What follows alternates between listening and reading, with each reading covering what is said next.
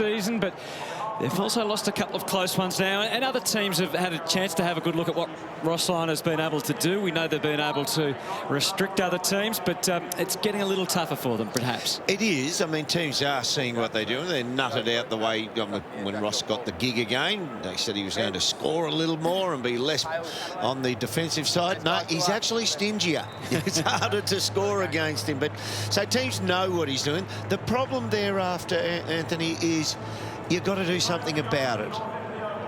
You do. All right, well, let's get the view of Mark Ricciuto, former Adelaide champion, who's down at ground level on this gorgeous day in Adelaide. Roo, good afternoon to you. Yeah, good afternoon. It's 23 degrees. It's bordering on hot here in Adelaide today, so got a bit of sunscreen on the melon, but really looking forward to this clash. We know that St Kilda are the best defensive side. Adelaide can move the ball as well as anyone, so looking forward to seeing if they can get some of their great ball movement that they've shown throughout the year so far. They kicked a lot shorter this year. Last year, they're one of the longer kicking sides, but they're chipping the ball around, finding the best options, weaving their way through the team defence of the opposition. And when they get that and do that well, they play their best football. So will St Kilda give them the corridor? Will they give them the options to run through?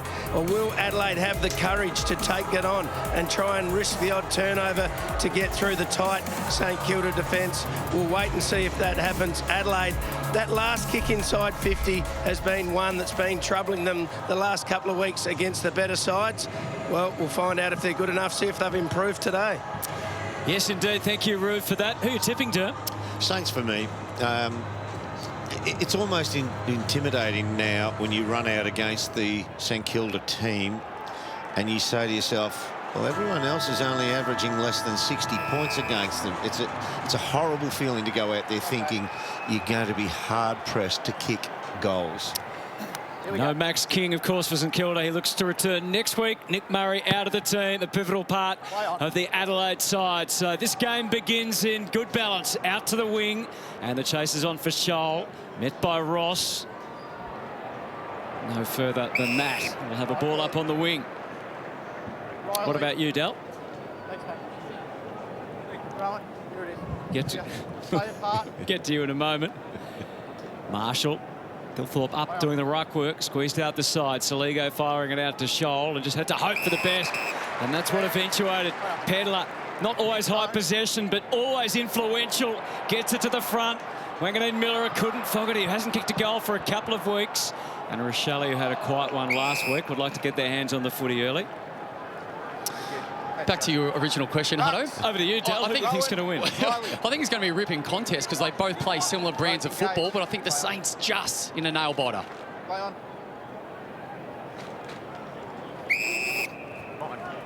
Nothing doing there for Josh Battle. Happy to wear that. Everyone gets themselves sorted. Taylor Walker staying 15 metres or so to the left, as you can see from the stoppage. In case it spews his way, and still could.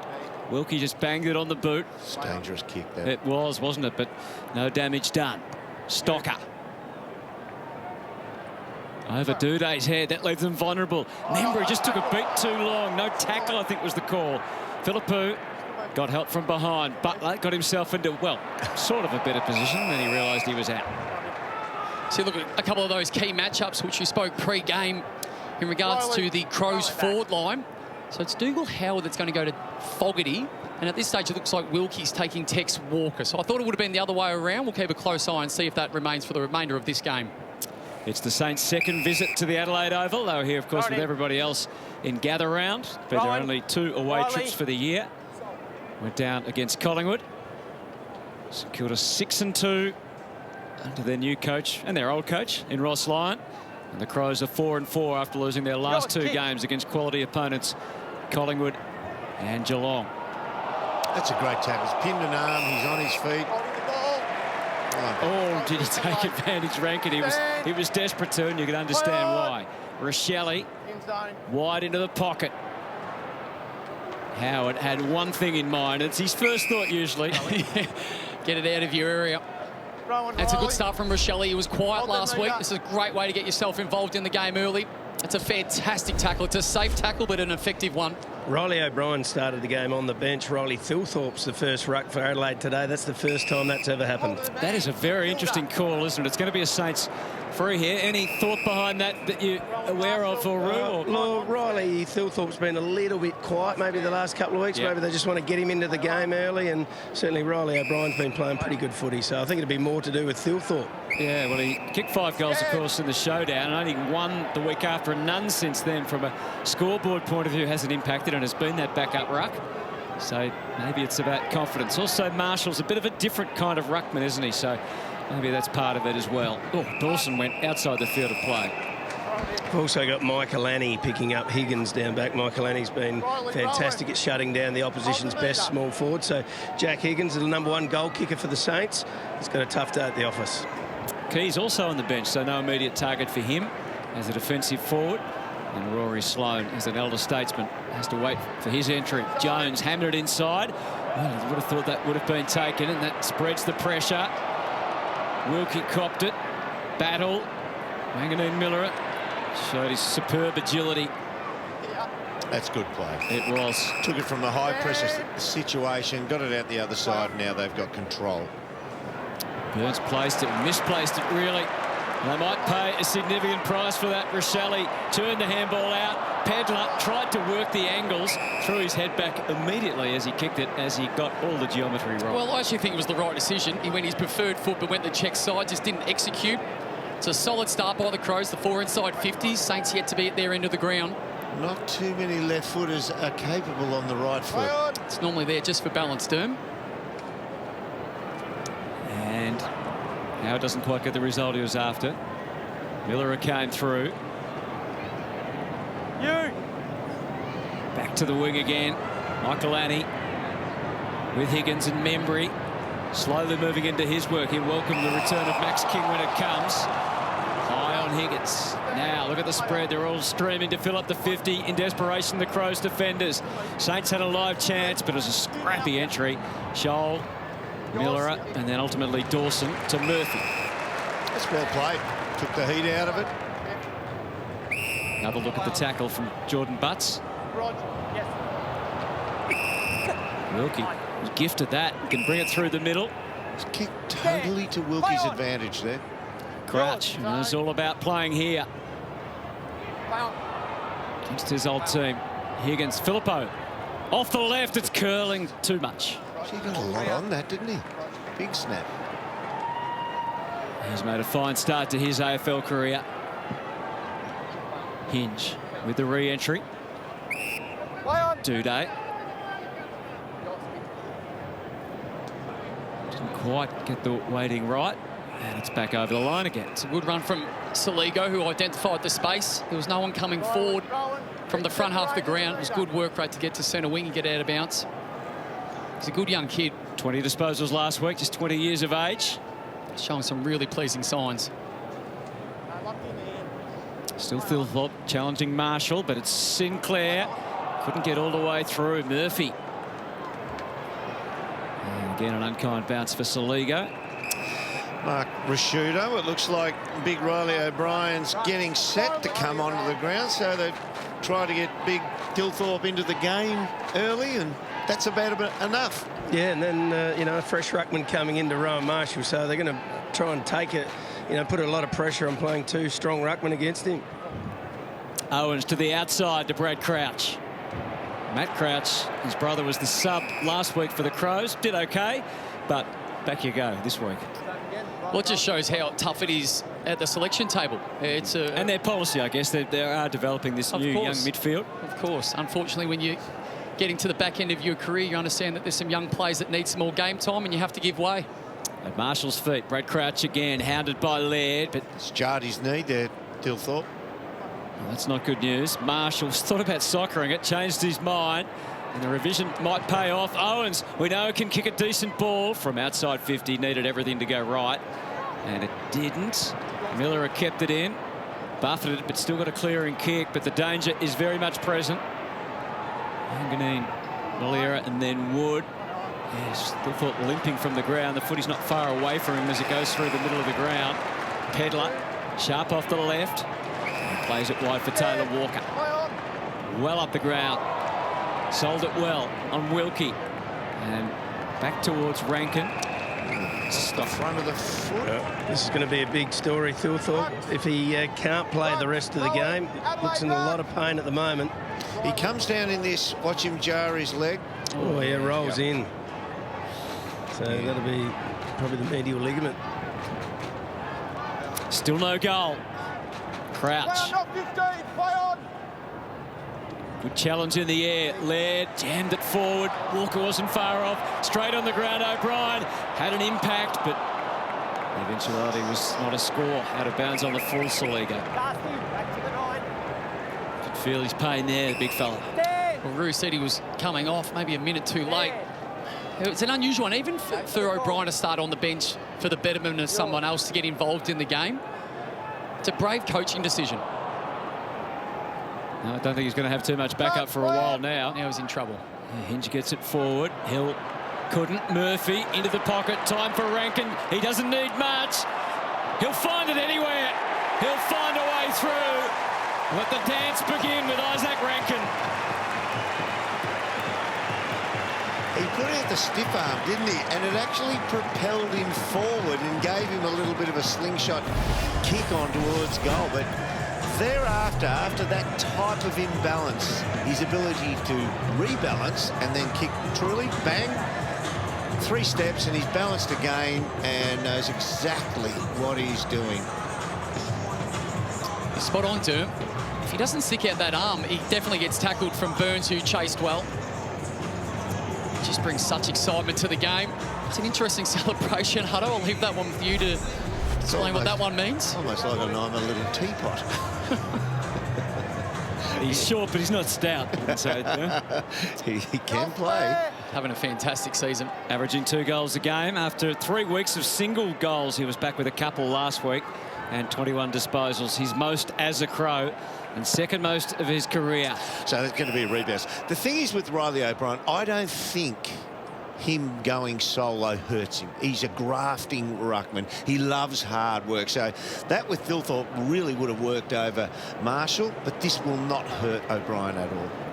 Clark, nifty little hands out to steal, and the Saints get a rather quick entry. Owens might have overplayed his hand there on Smith.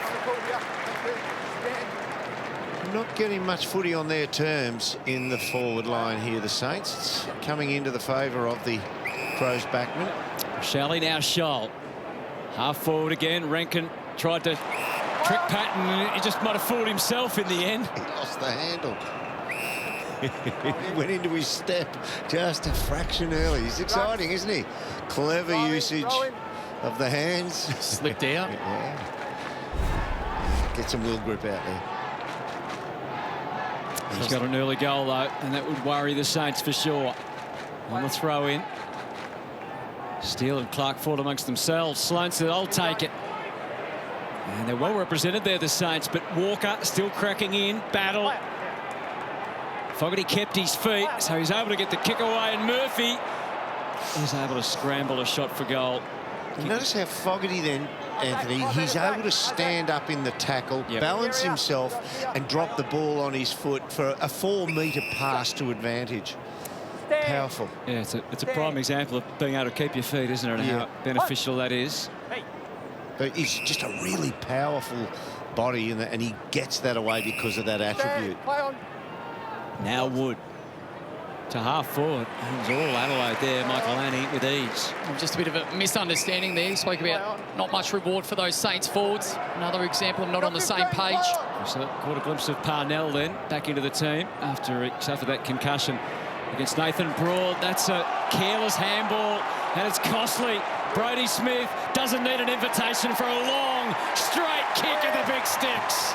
The Crows have got a couple. Well, probably outside of Jordan Dawson. He's as good a kick as they've got at the Adelaide Footy Club. And it was highlighted there. Doesn't take much for that turnover to occur, Derm. And they just punish you. Great pressure. There's a little bit of overuse here. The blind handball back over the head. Bang here. Now this one here, that's showbiz footy. And while you're summing up the attributes and the capabilities of the opposition, you don't do that. You get the ball forward. Well, it's been a great start from the Adelaide Crows. Speaking to Matty Nick's pre-game, he said they are going to get punched in the face, was his terminology during the week, Hutto. The expectations from the Saints, how they get in your face and make it really difficult to score. They've already had 8 inside 50s for 2 goals, so it's great reward for effort. They can move back into the 8 with a win and displace Carlton. Saints need to get going out of the middle. Can they get some system? Hill just whacked it and hoped. Chase Jones onto it. Parnell. Notice how there was no Saints player coming up behind that when it was a knock-on. They're all staying really deep inside 50 when the centre bounce is happening. Sloan, good hands from the Crows to keep control. Milera deep into the pocket or the flank, and too deep, in fact, out on the full. On the full, Ben, on the full. So you got one player, Butler, rushes into the centre square from the top of the 50 at the centre bounce. The other 5 forwards are not even in the picture. They're just leaving all that space open in case they get a run out of the front of the centre. They run with it. Smith, you could see what he had in mind. Keys up to present onto the left, testing this Saints defence again, and Walker had his way with Howard. He did the good work early there, and so the final aspect of the mark or element of the mark was a chest mark, but it was well played. It was a really clever kick. As Keys rolls onto his left foot, he identifies the space that Tex has got, puts it a metre or 2 to his advantage side, and lets the big fella drop back into the flight of the ball. He hasn't lost any strength, has he, Tex? Might have lost a bit of spring in the step, but when you're one-on-one like that, he can handle anyone. It was a good take. It's his 99th game at the Adelaide Oval for 214. Correction, 215 goals. As he goes back, he looks inside to pass off. And he's what have we got here? 247 games of experience for Taylor Walker. But the 65 gamer Fogarty goes past me and says, no, kick the goal. And here's the favoured kick you're talking. Well, Dougal Howard's not facing the ball. So Tex is always going to get the first drop on, recognising where the drop zone is for the mark. So there's a couple of obvious concerns from a Saints perspective. Their forward line connection is not working as they're moving the ball into their front half, so they need to tidy that up. Derm, you hit the nail on the head, holding deeper, so we'll keep an eye on whether they're going to adjust that. The Saints are also only conceded a score 1 in every 3 times it goes into their deep 50. They've already conceded 3 from 9 being goals. Yeah, good jump by Mitch Owens. He's 190 centimetres, 190 in the ruck, and he's got a big leap on him. He's closing on Brad Johnson too. Here's Tex Walker, as Clark kicks to full forward. Saints need something, they need a goal. Hip out. But it's a free kick, so Sharman doesn't get his shot for goal. Not a lot of science in the way that St Kilda are bringing the ball in. It's more, the 3 times I've seen by foot, it's been a positional kick, not to the advantage of the actual forward. Stocker.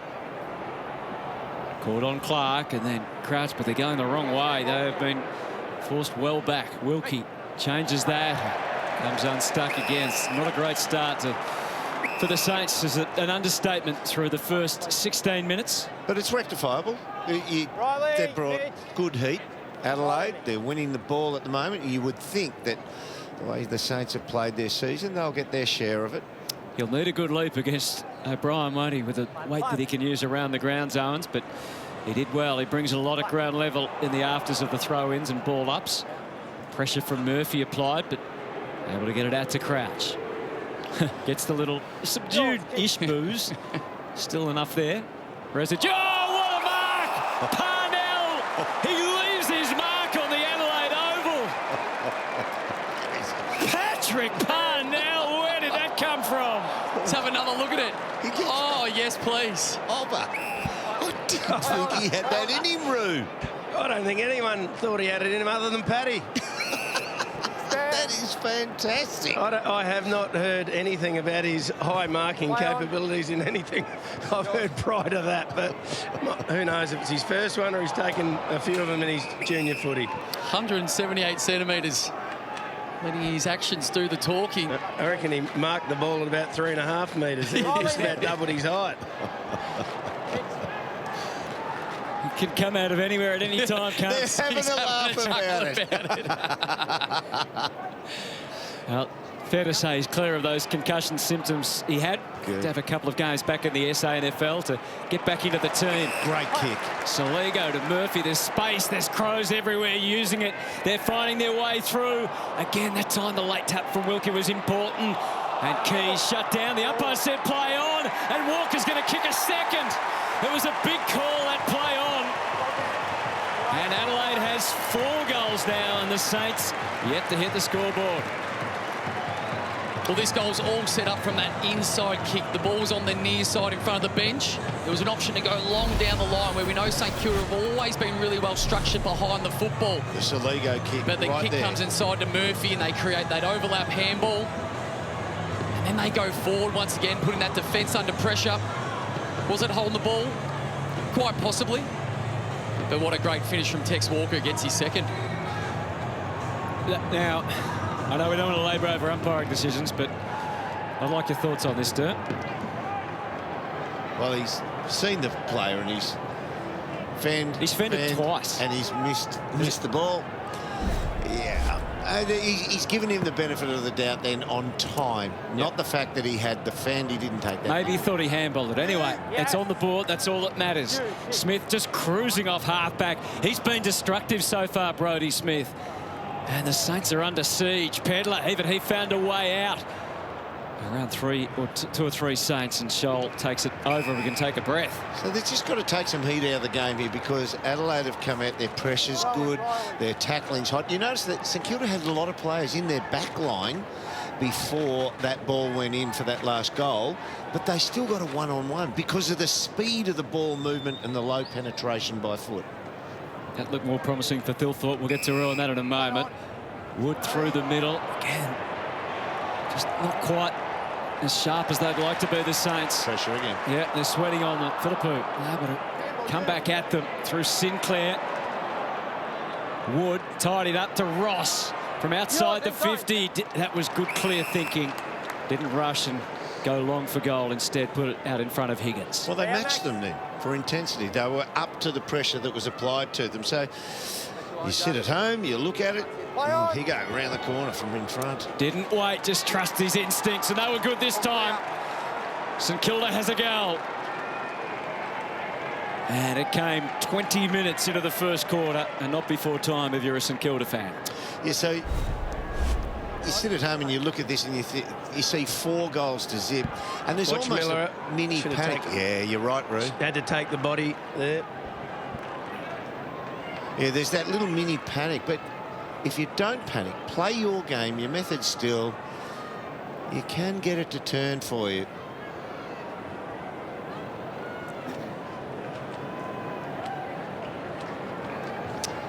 Tempered the kick to advantage. That's the only time they've gone forward of the centre, St Kilda, and kicked the ball to advantage of the St Kilda teammate forward. 17 goals, 6 for the season now for Jack Higgins. Back to a 3-goal game. Ross. Dawson hasn't been significant so far, but what a leader he's proved to be for the Crows. Minor disruption on the ball flight. Probably made it tougher. Gather. Yeah. It was Pedler. Oh, get in. Get in. And it does.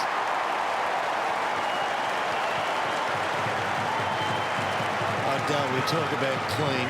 That is just football crumbing perfection. Clean with the hands.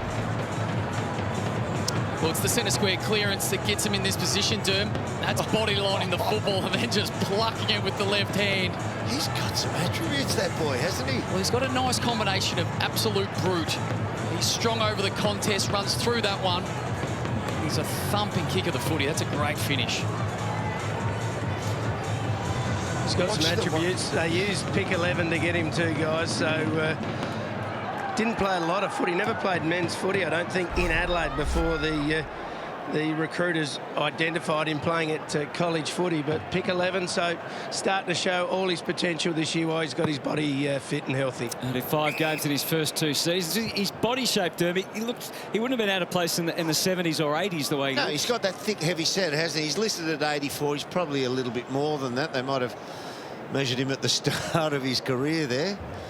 He's quite a strongly, solidly built lad. Back on in the middle. This time the Saints able to lock it up and get the exit they needed. Crouch with searching eyes. Out wide to half forward. It's going to land in between a couple of pairs. Duday with Owens.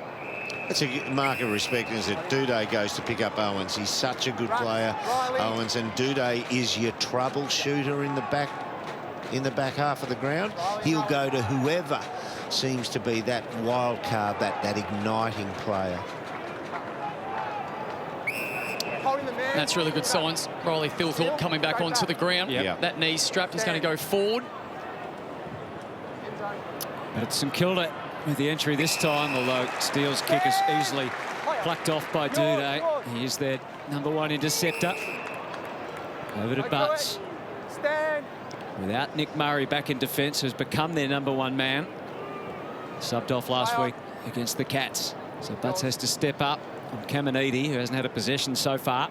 Wilkie at the back. The ball just pinging around for a moment or two. Scholl through Rochelle, back to Parnell. To half forward, well handled by Howard. Off to Hill. Can he get some run for the Saints? What they need is him kicking the ball inside 50. Had to dance on the spot for a while. Good enough to keep Murphy at bay and still identify Sharman ahead. On the left hand straight away. Dart out of defence. Patton's angled the kick. It's dropped a little short. Parnell to Duday. Handball had to be quick, and it was. And Dawson, unlike him, a wobbly disposal, which does allow the possibility of Hill. Smith copped it multiple times.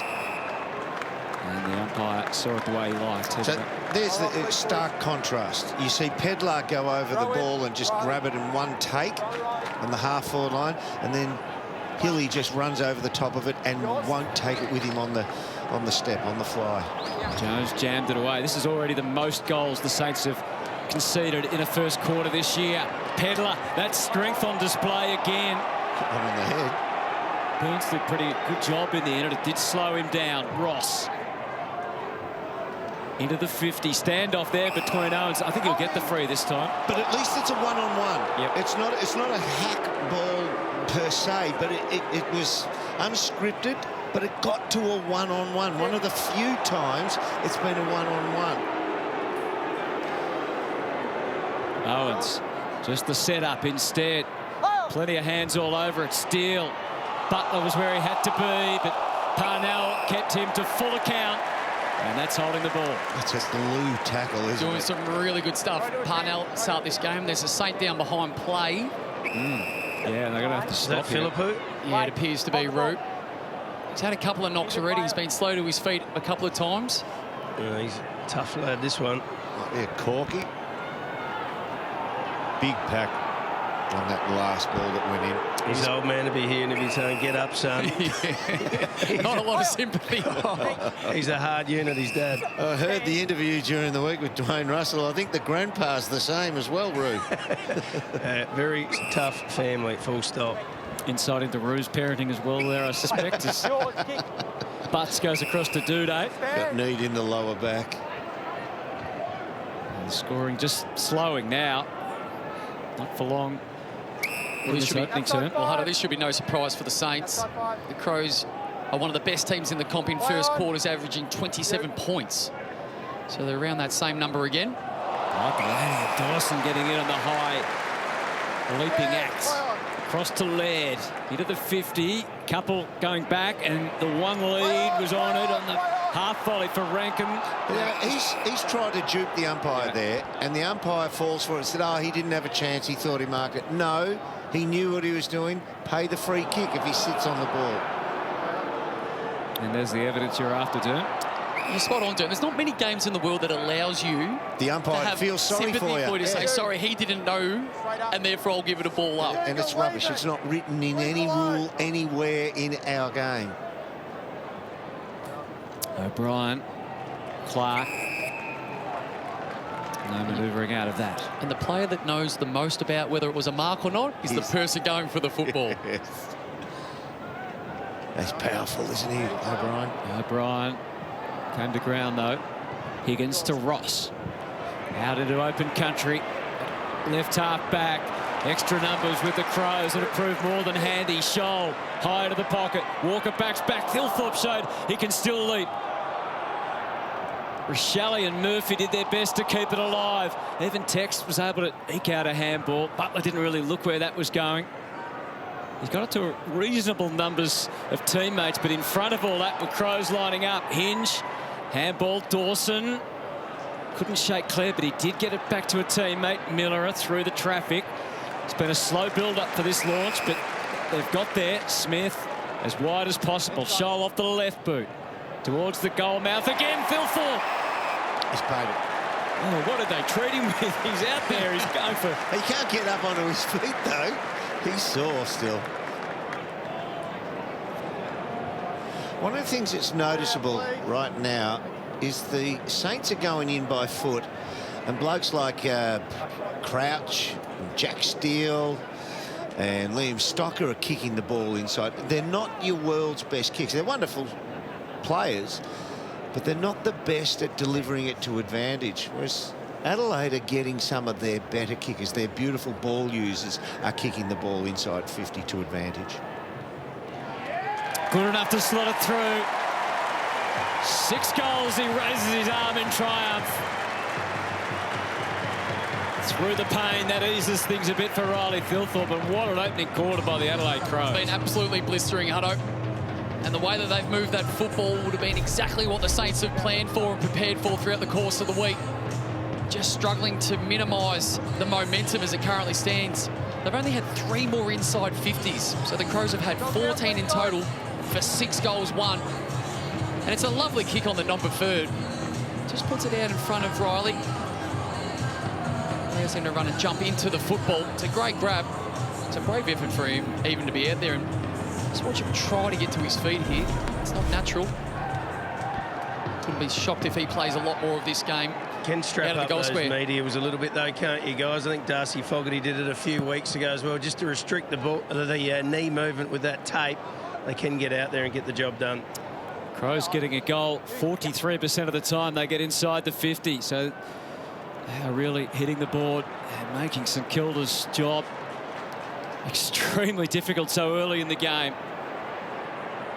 Quarter time can't come quick enough. Jones straddling the line.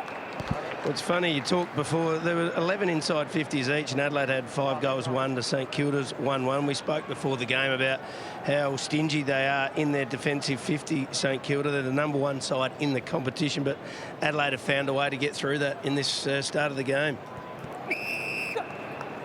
Yeah, thank you, Roo. This is the most they've given up in a quarter this year in terms of total points, 37. And there's still 1:10 to go. What they wouldn't do to kick a late one. Clark trying to give them that opportunity. Dawson, other ideas, off to Murphy. It was up there long enough that everyone had a bit of a go at it. Walker, Saligo, and again they get forward. Murphy got on his bike and angled the kick perfectly for Rochelle. Well, that was brilliant by Saligo. That was a deliberate little dribble underground that put Murphy into open space.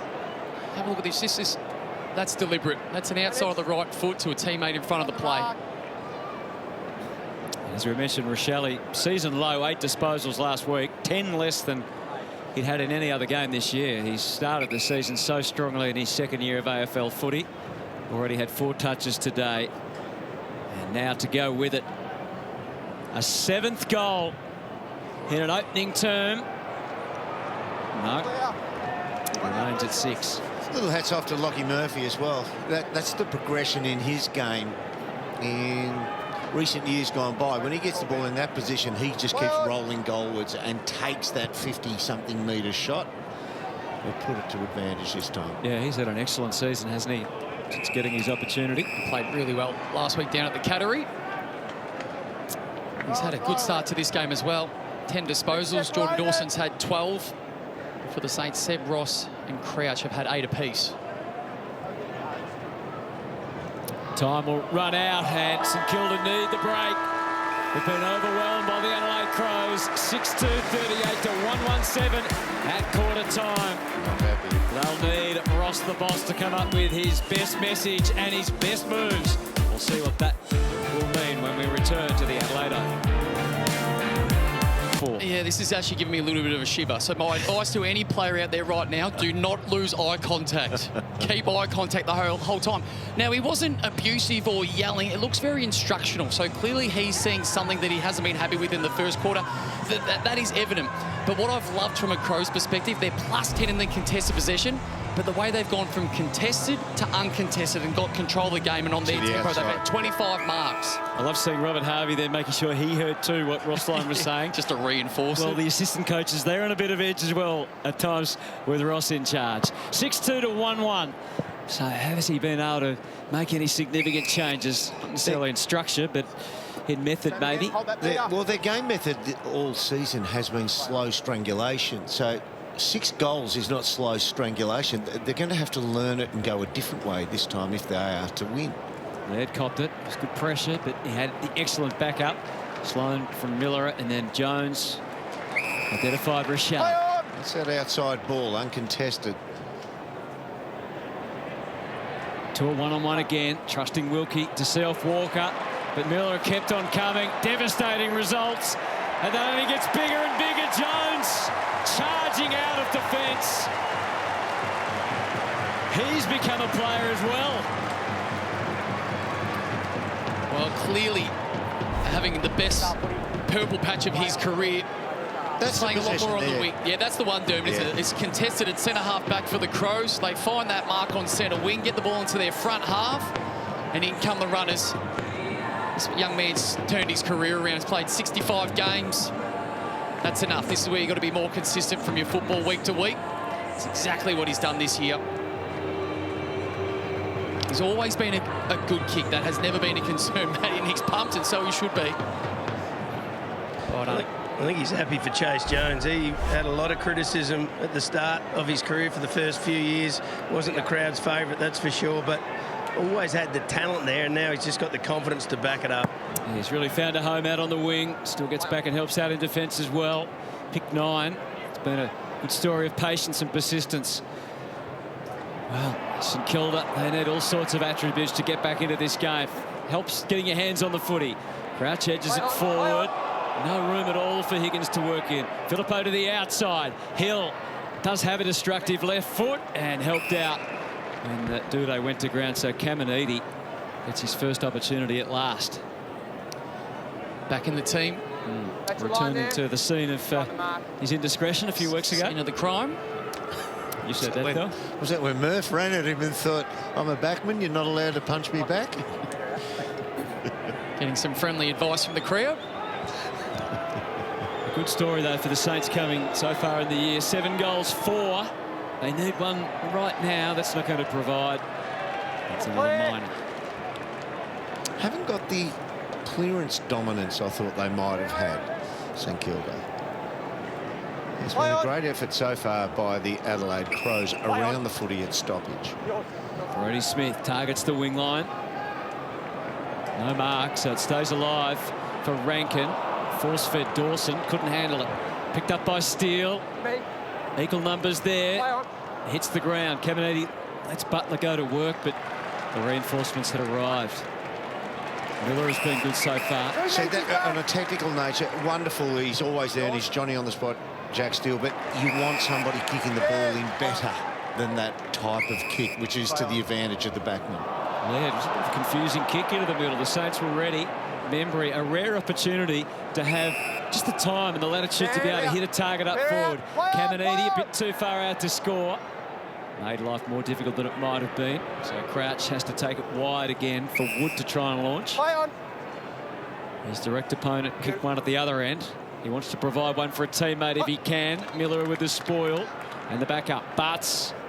Quick change of mind. Laird on the same wavelength, and they've collaborated well again. Hinge, disrupted kick, work to do, and he's done well. Wanganeen-Milera a bit smothered straight away, and ricochets over the line. And that's one thing that needs to be mentioned from the Crows in the first quarter was their pressure, their ability to come forward.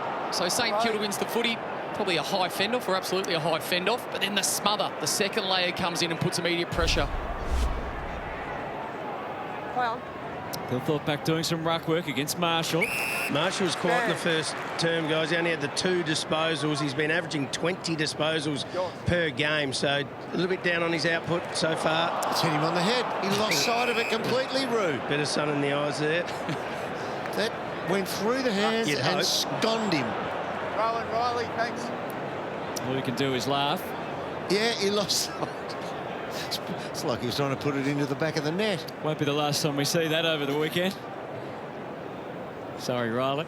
Marshall, Thilthorpe batters it down and then crashes into Steele. Good tackle. 7-2 to 1-2. What a start for the Adelaide Crows. Early in the second term. Both engaged.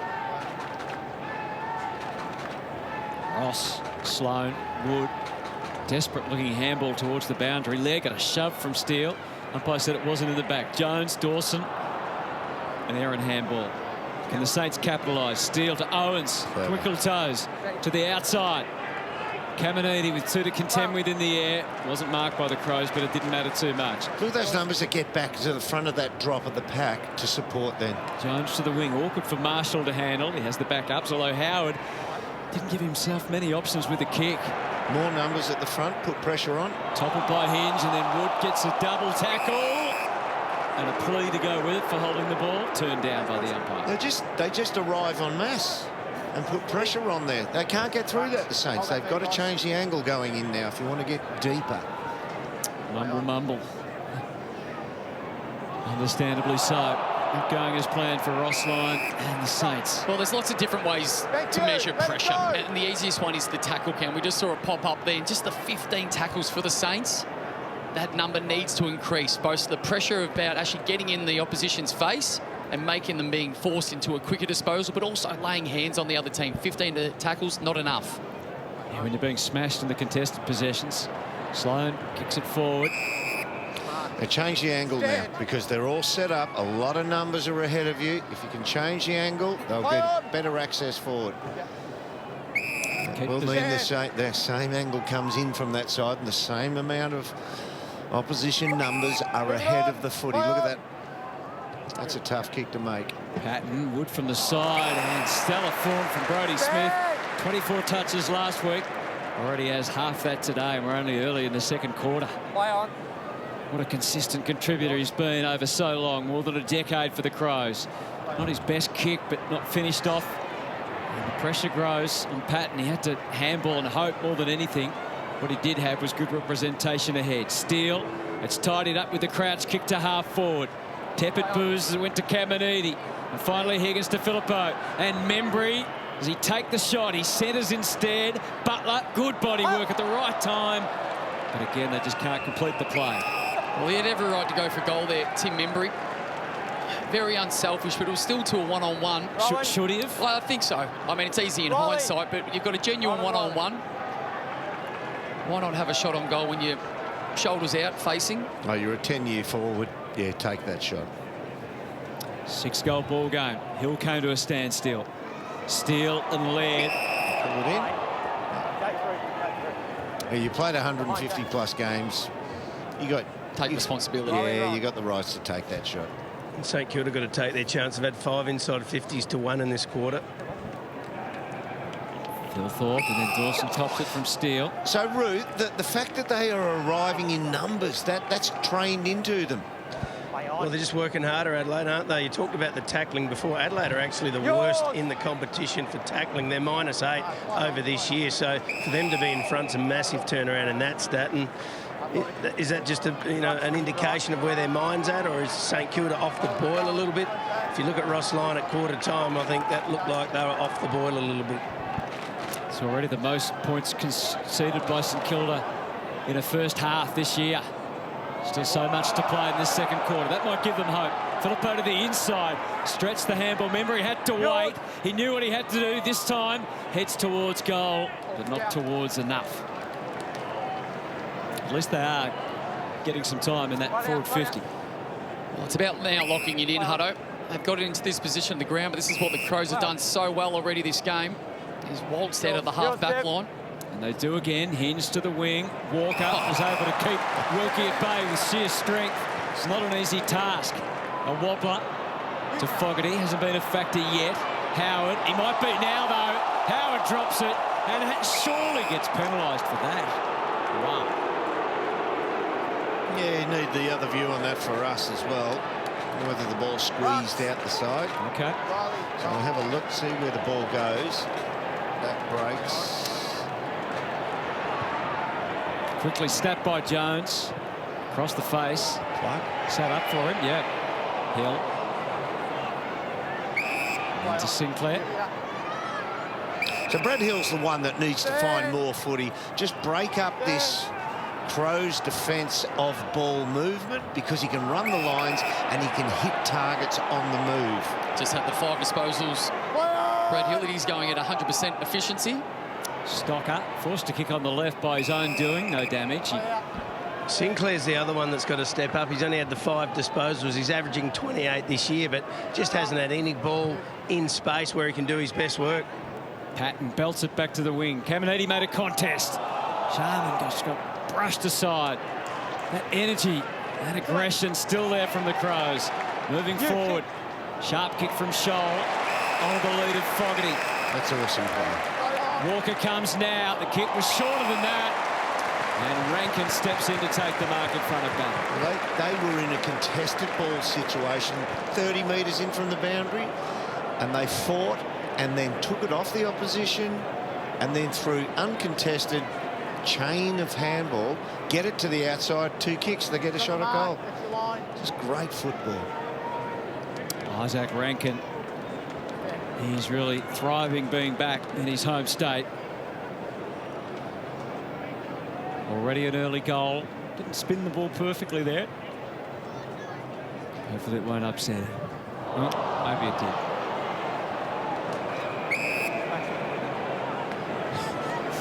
Those for the lip readers out there. Not overly thrilled with that. It does still shock me sometimes, Hutto, that some of these players can kick the most miraculous goals and then just a set shot regulation 30 metres out of bounds on the full.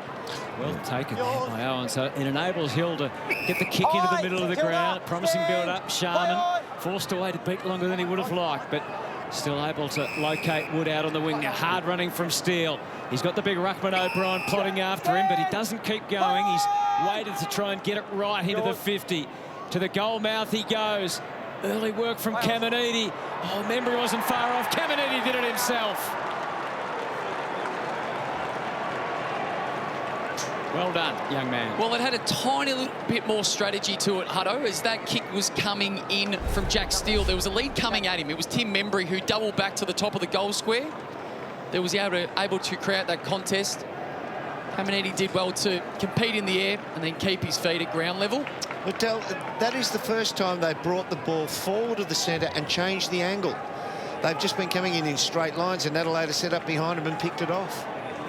And it was that man off the half-back line that you touched on, Doom, Brad Hill, that got that chain of events started. And maybe that'll inject a little bit of life into this Saints team that's working really hard, Hutto, but just not getting a great deal of reward. Well, one thing they do have is time, isn't it? Very early days still in this game. Haven't yet reached the midpoint of this second quarter. Luke Pedler in the centre square. That's the first time that's happened this year for Adelaide. He's on the move, and he very nearly made the great escape. Look, he ripped that out of Membry's hands. It won't be the last time, I tell you that. Saligo, depth on the kick, although misplaced in terms of Phil Thorpe's opportunity. That was fantastic. Just about Pedler. He's almost... Just wait for this. That's very clever. Trying to sum it up, Hill. Stocker just flung it away. And now Rochelle had a little cheeky bounce to get a little bit closer. And the inevitable goal and the celebrations.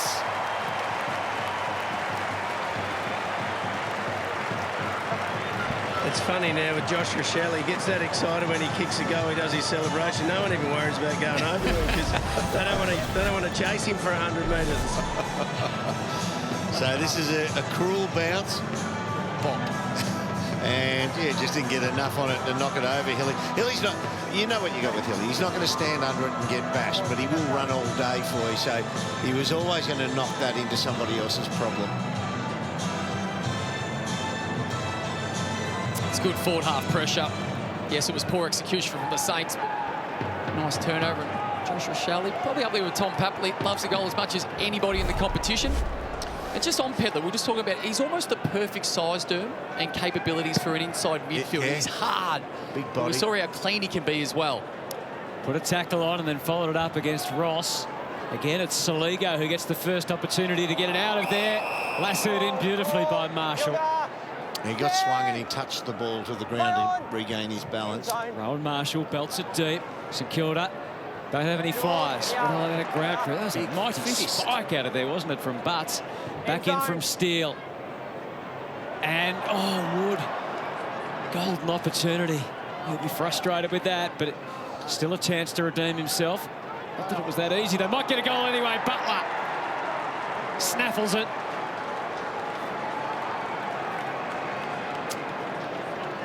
It's a scrounge goal.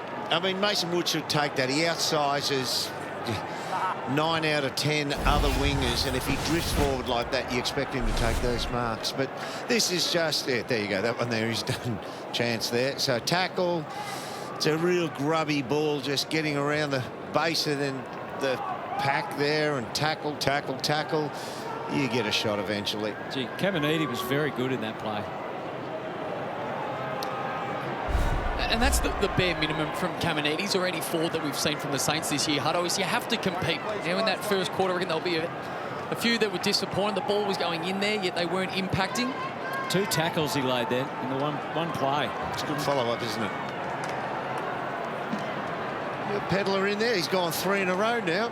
No, he's gone forward. Oh, that's Rory nearest. Back to 29 points. It is Laird tumbling in. Sloan. Clark, little shake and then a kick. Putting the Adelaide Crows defenders under pressure. They haven't had that much, but this quarter's been a bit different.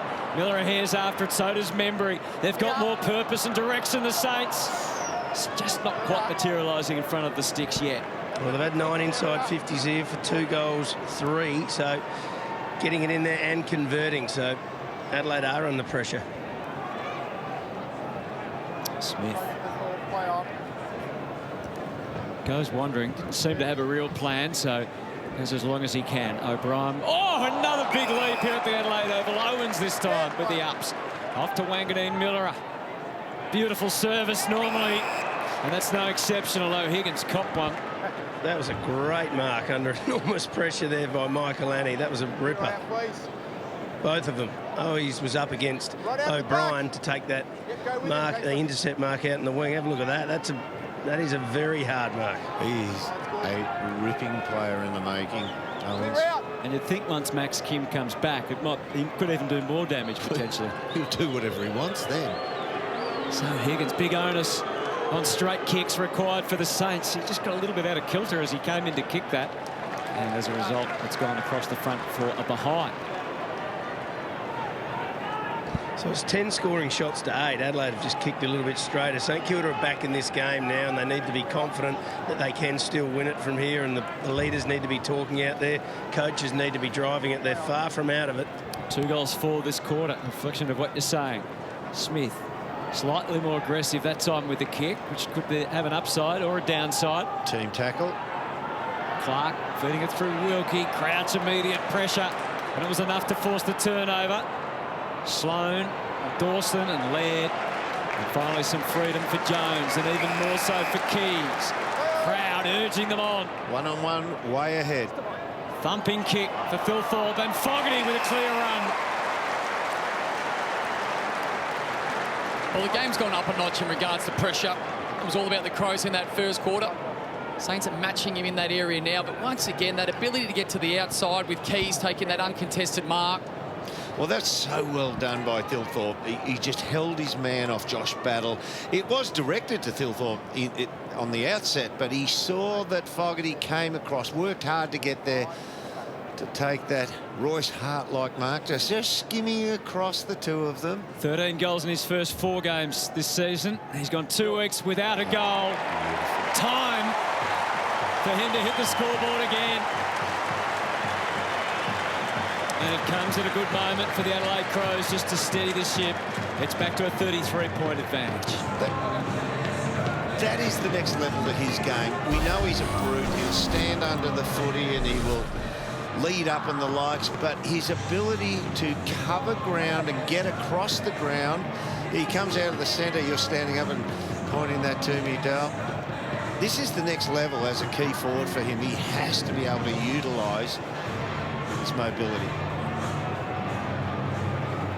That's his challenge, isn't it, Derm? How does he give himself more opportunities to get his hands on the football? We know how good he is. Makes you pay with his set shots. How do the Crows find this man more football? Or how does he find himself more football? Got to turn from a 12-possession player into a 15-possession player, and there'll be some sort of attribute. He's going well this season. Sloan digging in over the top. Steele asks politely the question. Thank you. Ruck's throwing, Riley. When Tex Walker retires, he'll probably have a little bit more pressure on to perform up there in a year or two. So up until then, he's just going to have to get his fair share. And that's where the mobility comes into it as well. He's got to get up and around and move around a little more. Everyone was waiting for a whistle. It didn't come. Sinclair back to centre half forward. Kennedy went to ground. Michaelani passed the pressure over to Duday. Well done, Jack Higgins. Yeah, he's all over him, isn't he? Literally. Kennedy drops back to the goal square. Another opportunity for the Saints. So the spare man just off the back of the stoppage, not in front of the full forward. Wood threw the head back. No, you heard the umpire call. Keys. Once again, they take it to the outside. Yeah, good hands, and then the kick up along the wing. Owens got some competition from Fogarty. Now Rochelle knew exactly where Keys was, and Owens did as well. But Smith found a way through. Clever use initially, and then nothing to go to. Looked like a little Irish kick from Keys. It's a 1 metre pass by foot. Gee, it's gone up a notch. I mean, St Kilda have definitely stepped it up in this second quarter. You're seeing more of those, you know, 5 or 6 handballs, tackles, ball spills out, go again, try and get it. St Kilda really stepped it up now. Adelaide in the first quarter were getting free run at it, but certainly the Saints are here to play now. Problem for the Saints is the 5-goal gap. Crouch. They're getting clearance domination. Not domination, but they're winning clearance now for the Saints. Miller was brave, but he was out of play once it hit the ground. Filippo back onto the left boot. Stabs the kick to centre half forward. Tough one to handle there for Burns. Too hot as it turned out. Sloan. And they're away again. Pedler was trying to find his left boot. He employed the hands instead. Saligo kept it moving. Danger averted. Philthorpe. It rises for the Saints. Digging in with Stocker. Rochelle ready to pounce. And Stocker careful enough. Grinds to a hold at half forward. Well, they did that well. Eventually, the Saints to minimise the damage as we have a look at that pressure rating gauge. So the Crows hovering roughly where they were in that first quarter. It's been the Saints that have lifted their rating. O'Brien to the outside. Sloan. A quick glance and then a quick kick. But that, Roo, it's to me the most impressive thing about Adelaide is their ability to take the ball from the heat situation inside to the outside and thereafter a chain of uncontested footy. Yeah, I think that's all the best sides do that, don't they? Because that's how you win big games. That's how you win big finals. That's how you win big moments. So just need a number of players around the ball to stick at it. Oh, Dawson, that was I've never seen him very show animated. that type of frustration. Was that towards the umpire? Or? It looked like it, didn't it? Yeah, it wasn't back towards the kicker, which you could only assume would be the only target if it was a teammate. Kicker was the opposition, so. Oh, sorry, yes, it was. Was he looking for a block? They work their way around. That's Wilkie. Up to the wing. He's able to leave his man Butts. Had an impact on the contest. Ross takes a bit of territory. Hard one to track down against the line. He made a good fist of it, Membry. Working hard, Tim Membry, as he always does. Hasn't had a huge impact on the game just yet. Just the 5 disposals. He's still waiting to get back to the rhythm of things again after a late start to the season. Goalless last week. 2 goals, 4 in his 3 games on return. Keys. This man's everywhere. Smith up to the wing, and now it's coming back. That's ticked him up to about 500 metres gained already. Brodie Smith up to 17 disposals. It's been huge off the half-back flank. It's magical, the kilometre metres gained if he can keep that pace up, isn't it? He's always been strong in that area. So much drive off half-back. Parnell. I wonder if he'll try and sneak a look at the replay at half-time of his mark. The ball comes back to the wing. Sinclair tosses it up. Membry 2 to contend with. He's at least broken even. Do they? Copping it now from Butler. Membry goes again. Butler found a way, makeshift little kick. Higgins buzzing. Michaelani tagged him. Play on the call. Marshall, long way to bend down. Can't believe he had the freedom to do that. This time Wood in the air, was never going to drop it again. He was able to grit the teeth and takes the mark at all costs. So he's a really tall winger these days. He plays with width. And when the ball's coming in, and he's pretty certain there's going to be a re-entry inside 50, he does go very, very deep for a winger. And he outsizes, outstretches, as we say, 9 out of 10 opposition player wingers. Well, plenty of time in the forward line in his early part of his career. 7-5 for the season. This is absolutely vital for the Saints. A much better second quarter. Well, I love this response from the Saints in this quarter. They were up against it at quarter time. Not much was going their way. But they're just slowly chipping away. They're not out of the game. And speak about Mason Wood and the growth of... Well, I was going to say this young man. Not this young man anymore. He's relatively experienced in regards to years in the system. But he plays this wing role so well. He runs as good as anybody in the comp. Now he adds this strength, the marking component, and the goal kicking. It's his 8th goal for the season. He's now kicked a goal in each of the last 4 games. He leads the Saints for inside 50s. So I'm looking at this quarter.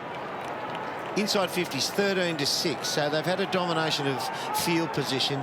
They're only winning the quarter by 4 points. I know it's a start, but you've got to get better return if you double the opposition's inside 50s. Marshall, and a little passage opened up for Sinclair. So he had even numbers to work with. Membry didn't mark it, but he stayed in it.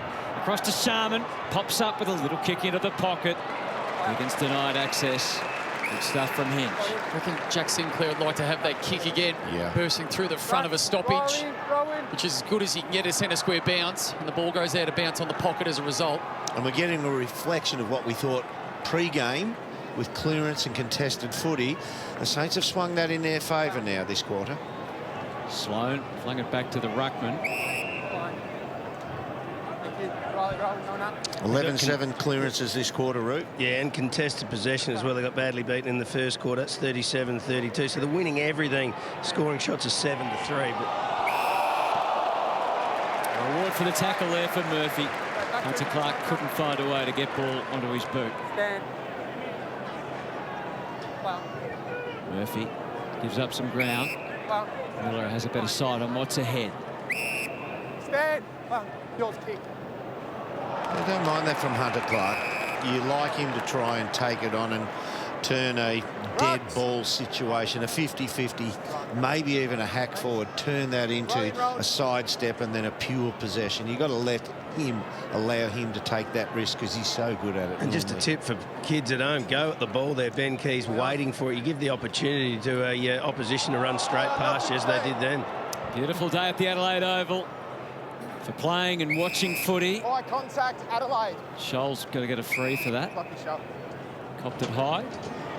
Enjoy the Sunday afternoon footy watching, and you'll even get a tip for the youngsters from Mark Rashudo. Little Mother's Day tip. Well, whatever Roo says, I'd take the advice on board. I feel like it'd hold you in pretty good stead. And if Roo says you don't wait for the footy, you don't wait. You might have to get your name on a stand if things go well for you. The ball fisted towards over the boundary line. Ever remember Mark Rashudo waiting for a football to come to him either, do you? And he went after it. Well, you don't gain anything in that situation, do you, by waiting for it? I don't know. I got a couple of the old Joe the Gooses over the top, Roo, and I thought they were pretty beneficial. Marshall to Sinclair. High again. Couple of pairs. Good work from Filippo. The jump is perfect because he was able to see Higgins in time. Owens knew not to take possession. Still has to. Murphy matched him. It was an illegal tackle, it was. Owens, they kept on coming. Burns got it onto the boot and got the shape right. Ryan Burns, and there's a bit of reward for the Saints. Couple in a row.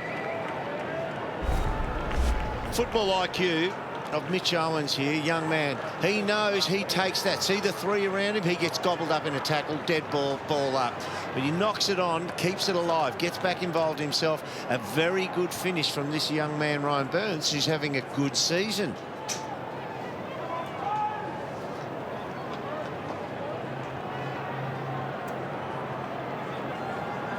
Just rolled on a couple of extra bounces for Jack Stevens. Jack Stevens. Jack Steele there. Yeah, he's had a good year, Burns. Step back in time with Jack Stephen then. Hello. Tremendous player also. Another one Ross has got the best out of so far. Time for another for the Saints, perhaps, or maybe it'll be Adelaide. Important drag down tackle on Steele. Scholl, he could go either way off his boot. Back through the middle to Dawson. Wanganeen-Milera, 15 disposals for him. Great to see him back at full fitness and now has the continuity to go with it. Starting to fulfill his promise. Rankin. Little pop kick over the top to Hinge. There's a real strangulation of the forward play here by St Kilda. The extras behind. And Wilkie knew the moment to leave his man. So the message has gone out to the Saints now. Just shut this down. Do not allow another score. So winning this quarter 4-4 to 3 goals, even though they're still behind on the board by 21. 35 seconds.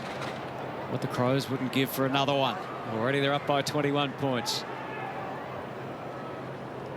Game feels a lot different now than what it did towards the end of the opening term. Even this 21 points now. By full time, this is going to be a closer margin than this, whichever way. Hold to that Derm. Crouch back to the wing. Nice scoop up. Parnell. Milera knew he could take in a couple of extra yards, and at full stretch, Rory Sloan. He's going to not take the shot himself. And Butler wasn't quite sure what to do then. Thought he might give away the free, but it meant that Saligo was able to wrap his hands around it, and he gets the shot after the siren. Whew. You know him, Roo. Has he got it? Has he got the legs? Just re-establish that in a second. He's had a good season so far, Jackson. Oh, excellent. He's come on in leaps and bounds. Mum cuts his hair. Yes. Just 20 years of age. Jake Saligo. What a difference a goal right on half-time could make. It's been the perfect first half for the LA Crows fans, and it just got better. Jake Saligo with a long bomb. A 27-point advantage is such a significant one against the Saints, Dermot Brereton. Oh, Ross would hate that, because that last kick that went to Saligo, there was a St Kilda player close enough to be the one that is designated with, I'm minding him, but just not close enough to spoil. He'd hate that. All right, we're about to head out on ground with Mark Rasciuto. It's 10-2-62 to 5-5-35 as we get down to Roo. Another massive start in the first quarter, bro. Plenty of run off half-back. Yeah, it's been good. We knew they were going to get numbers back. They defend really well, so to get some legs right from half-back's been nice. But they did come back hard. They really dominated that second quarter. Didn't put it on the scoreboard till late. Did it feel a bit hotter out there? Yeah, it did. It was disappointing for us. I think they're getting us done on the ground, so we're getting the aerial done, but the forwards are getting through really hard and getting it done on the ground, so we need to clean that up. Good luck in the second half. Cheers, bro.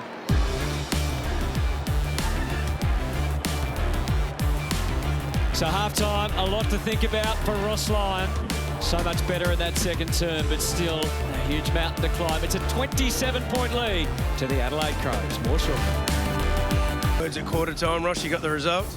Yeah, well, I just spoke about with disorganised around stoppage and I'm getting out, and then I thought just our shallow ball use a few times around the arc, and they just counterpunched really quickly. So I thought, look, we dominated that quarter for entry, got better quality looks, deeper, put them under some pressure, and they just got it, and their accuracy's been compelling, hasn't it? Which is, I mean, that's the game you've got to execute, but I liked our response, and I feel like we're in the game. Yeah, absolutely. It looked like a real dogfight in that second quarter, and might be the same in the second half. Yeah, well, I'd just like we get 15 entries and have 8 shots on goal. We'll be in the game. So, but look, they've got some quality on the spread. We've got to catch them well. And I thought their pressure forced us in the 1-1 first quarter. But, yeah, I like the challenge, yeah. It's a big, exciting second half. Good luck, mate. Thanks, Rick. Mark Rasciuto with Ross Lyon. Made some changes at quarter time. Got the response, but still a big margin to make up. 27 points the difference. 10 goals too, including 4 straight from shots on the run for the Adelaide Crows. Impressed Ross Lyon. Marshall with the tap, and they're back into it again. Crouch, and this time they do turn, winning their hands on the ball into a clearance to half forward, but no further. Miller having an excellent day. Through centre half back with directions for Dawson, and they can work their way out to the wing now. Rochelle taking it from Saligo and turning it into Watt. A deep kick to full forward. Walker worried about Wilkie. Late to the ball. Battle. Pedler right there with him. Back to Wilkie again. Saw that kick at the start of the game when Ben Keys put it to his advantage side. Josh Rochelle doing the opposite there and forcing Tex into spoiling. So should have went out to the right-hand side. Close to the boundary line. You have to be careful not to knock it over on the full. And just the way they get it there, Roo, that's a turnover on the half-back flank for the Crows. And as Ross Lyon just touched on, their ability to get on the outside and move the ball freely, they're able to lock it in their front half. Beautiful Mother's Day at the Adelaide Oval. Rankin, Dawson, they keep it alive. Well, Ed was the one to take the free shot. Fogarty against 3 Saints. Murphy, head spinning every which way. He did not want to take the shot, and he gave it back to Pedler. He's just kicked the 1 goal for the year, Murphy. He's missed quite a few as well. Well, he's given off a lot, Hutto. He has. Maybe he doesn't really have the confidence at the moment, but Pedler does. And he's taking the shot would have required him to go onto the right foot. So Luke Pedler, fair to say we've been impressed so far. Showing he's not just a forward, but right now he tries to get the kicking boots on. Might not even score. It's a rush behind. It's only a small thing. I'm not sure if that's play on. Like, that's half a yard at best to the left-hand side of the left footer. I think we need to give him a little bit of leniency there to say that's his natural arc from 50 metres. Doesn't need to be called. Wood was reluctant to kick, and you can see why, because there was nothing for him on the horizon. Michael Lanny. Oh, gee, I thought that was controlled the ball long enough to be paid a mark. Did you do? Yeah, he held it longer than Riley Thilthorpe did in the first quarter. He did too, yes, no doubt. Different umpire. Separate Ruckman.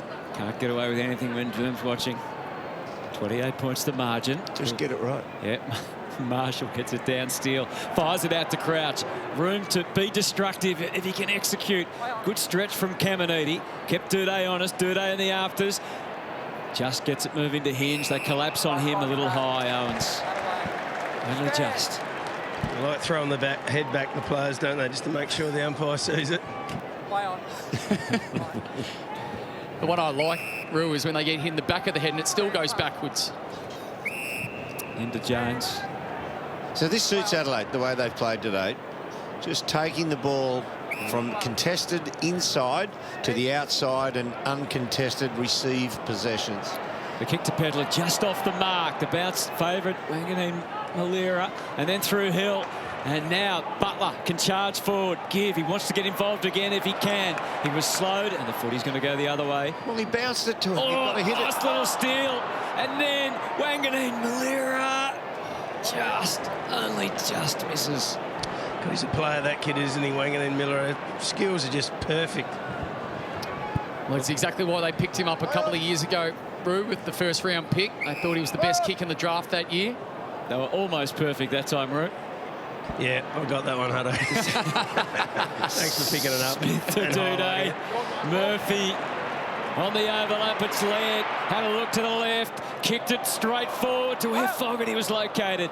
Rankin toppled over, and Wilkie no inclination to pick it up.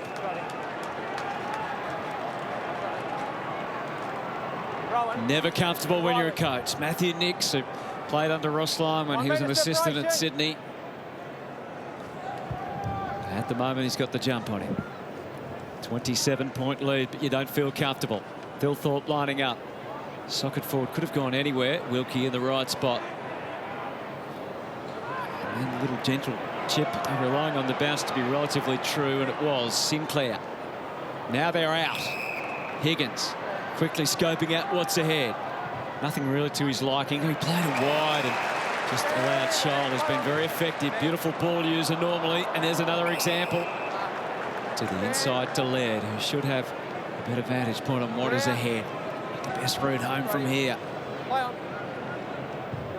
Just a straight kick towards into the pocket a little bit. Rankin stayed at the back.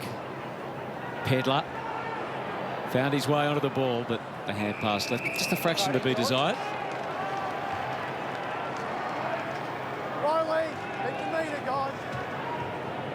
Taylor Walker with 2 goals. He's the only multiple for the Adelaide Crows, and in fact in the game so far. Thilthorpe, an early injury, still out there, half distance from Sinclair, not enough. Scholl made do with what he could. And another behind to Adelaide. Thanks, Taylor. 2 for the whole first half and 2 in the first 5 minutes of the third quarter. And you've got a great view down the ground. See how Adelaide have already swept across there? It means Josh Battle has to tread water now. He can't kick it forward because it would be to Adelaide's advantage. Got to wait for the troops to arrive. Well, again, we're seeing teams zone off the outside because they know St Kilda want to move the ball boundary side. Seen that the last couple of weeks, forcing St Kilda perhaps to either go long down the line, Dal, or take a chance, bring it to the middle, which they don't like to do. Jones places it extremely wide again, but with purpose for Murphy. But you've got to have players prepared to run hard to get there, and Adelaide have them willing today. Bit by bit, Jones stabs it in, and Ricciardi takes the mark. No, it's a methodical build-up from the Crows off that turnover. Riley Thilthorpe turned Rover on the half-back flank. And once again, we've seen this ball movement of the Crows really challenge the Saints. I love Lockie Murphy's year. You touched on him before, Hutto. Hasn't had a great return in regards to front of goal, but he's involved. He does all the dirty work and then also using the ball much better than previous years. And he's the #1 goal assist player at the club too. So what he doesn't kick, he sets up. So a goal just before halftime for Jake Saligo. And now a poster, 3 consecutive behinds to start the third term. It's a 30-point ball game, and that beautiful accuracy has deserted them. In fact, it's a 31-point ball, 29-point ball game. I'm trying to get the maths right. Sinclair, see where the weight of numbers is, out to his right. He had the short option in Wilkie, but prefers length on the kick. Sharman through his fingertips, so Thilthorpe to a 3-on-1 against. And Stocker, former Blue. And because the Crows are set up so well behind the football, with extra numbers down the line, they're forced into this slow play. So Saints struggling to get some... 1 on 3. And that's the risk you have to take, Doom, because there's not a lot of obvious options. Well, back through the corridor, and they had a chance for Membry. Out wide, Caminiti. Owens is in the clear. He decides to go it alone until the last moment. He gets it all wrong, unfortunately. Wow, no wonder Ross Lyon puts his hands over his eyes. He's seen enough. Why did I get back into coaching again? There's an old saying in football, your first option's your best option. I reckon that's exactly what Ross is. He's half chuckling. Come on. If you don't laugh, you'll cry, Ross. Send us a message, Ross. Can you just send us a message? Sum up your emotions. I think Caminiti's going to get a message. You got Mitch Owens running into an open goal square. He has a bounce and turns it over. Yeah, I hope the audio doesn't get away from them this week in the coach's box. Filippo to full forward. And the mark is taken by Michael Annie. So can't find a way here. That's an adventurous kick. Bold enough and effective. And it opens up all sorts of opportunities for Saligo through the middle to Ricciardi. Thought about going to the extreme outside, but he placed it for Thilthorpe instead. Fogarty's ducked back inside the 50. Could have been the next target. Instead, a slower build-up. Dawson, and he might get it eventually. Fogarty, no. Rankin will, and he doesn't miss too many. A more understated celebration that time for Isaac Rankin. But takes nothing away from his class. And Adelaide skip away to a 35-point advantage as he kicks his second goal. One of the big great things about this goal for Adelaide, if you're an Adelaide supporter, that is quite possibly the easiest, least pressure goal they have kicked today. They were never losing control of that ball when they got it on the halfback. Isaac Rankin licking the ice cream, but Michael Annie down the other end taking intercept marks. Saligo taking a strong mark and opening it up through the middle of the ground. That's what sets up those opportunities for Isaac Rankin. Thank you, Roo. 11-5 plays 5-6 now. And they've done just about all the scoring in this third term. Have that again. About 4 or 5 years ago, when the Crows were on their knees, 4 years ago, they were very dead set, shabby by foot. This team can seriously kick the ball now through the, field kicking. St.Kilda free kick, set Ross. And This they've quarter got alone. several players who can hit the target under pressure. Sinclair, not much resistance. Hey. Thumps it deep. They've got a huge opportunity here. Membry takes the mark. Seems like the Crows didn't quite recover from that free kick going their way. A little bit of a breakdown behind the play there between the Crows defenders. Not sure whether they thought it was their free kick and they were off to the races. You're spot on though, Doom, in regards to the foot skills. Going at about 70% by foot this quarter, the Crows, which is a high number. And Tim Membry simply must here. 2 goals 4 coming in today. Sets a bit of a mixed bag. His history from this position. But still without their major spearhead, Max King. They need some goals from Tim Membry. And there, he's chalked one up.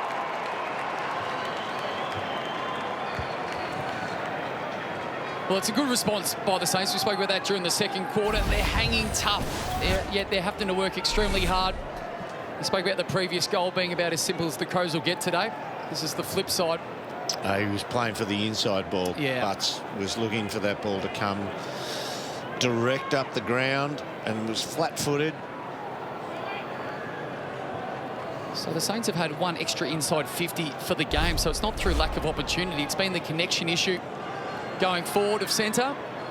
17th disposal for Jack Sinclair, but that's one of the first times we've really seen him have a significant impact on the game. Great break and excellent. Well, the sidestep makes it the penetration of the kick go deeper, doesn't it? He just took that little risk of hanging onto it. He was on the same wavelength as Tim Membry. Steele, can they get the march out of the middle? High from Rankin. We speak about Jack Sinclair's sidestep in number 35. There was an old number 35 of the Saints that used to do it relatively well, now in the coach's box. He could play in the wet in a pair of thongs. He was so balanced. We're speaking about Robert Harvey. Yeah, Rob Harvey. For our younger viewers, Steele kicks, and he was Caminiti, a little bit reckless. Just never fell over. I'm talking about Rob Harvey still. Yeah. It's quite late, that sort of half spoil or whatever that was. Be careful these days. Yes, gets away. Dawson's giving it to his teammate again. Give the ball some more air. Put it over his head. Out wide to half forward. Disrupted again. Saligo on the job back there for the Crows. To O'Brien at centre half back. He thought about it, decided to wait, and that was a wise call. Hinge can thump it off the left boot. One-on-one for Walker. Always had the jump on Howard. Frustrated about what happened ahead, I suspect. It was Howard. And Taylor Walker can go back. Well, I love the discipline of Riley O'Brien. Takes that mark, and like all good ruckmen should, waits for a smaller play, even though it's Hinge, to get the handball receive. Tech's already in position, waiting for the flow of the play. Far too easy from a St Kilda perspective, and great movement by the Crows. 2 goals in the first quarter, Taylor Walker. Kicked 3 last week. Still a huge part of this Adelaide forward line and this Adelaide team and the town.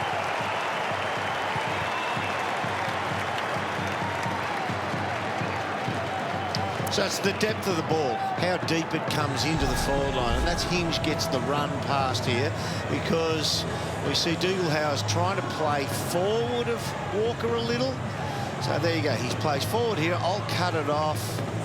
And now, because of that run through there, the extra 15 metres, Walker gets to the back. He's already there, the deep ball. Dougal has to come back and try and field for him. You can understand his exasperation there, Dougal Howard. Taylor Walker converts. And Mitch Hinge has become a very important part of their back half as well, hasn't he, with that left boot? Well, for a good-sized athlete as well, he's actually got capabilities of running past, as evidenced just then. Yeah, got forward kick to goal last week. Feeding it through again to Sloan. He gives it plenty to full forward. The wrestler's on. Fogarty, Howard, out wide. Fogarty kept going. Back to Keys. The moment seemed to have passed. Keys wasn't giving up. Not giving in. And he's sort of too far back. Overhooked it. Yeah, overhooked it. It's gone too far. Might have even had some feedback from a teammate saying I was there for a handball. Might have been, looks like it was Pedler. That's a good one-on-one contest. And then great follow-up from Fogarty. It's a great kick. Safely to Stocker. Once again now, this is how Adelaide want it. Down the line. Oh, they've let Healy sneak out by himself. Yep. Didn't notice him there. He gets up to half forward. Off hands at the back. They were playing back up. Parnell knew he had to get rid of the ball. Kept it moving to Saligo. And through the middle they charge. One after another. Milera. And Taylor Walker barely had to move. Quick turn to the square. There was two Crows. Take your pick. Penalty. Did he play on? Keys. He'll get the goal after all. Or will he? We'll wait for confirmation. It's a goal.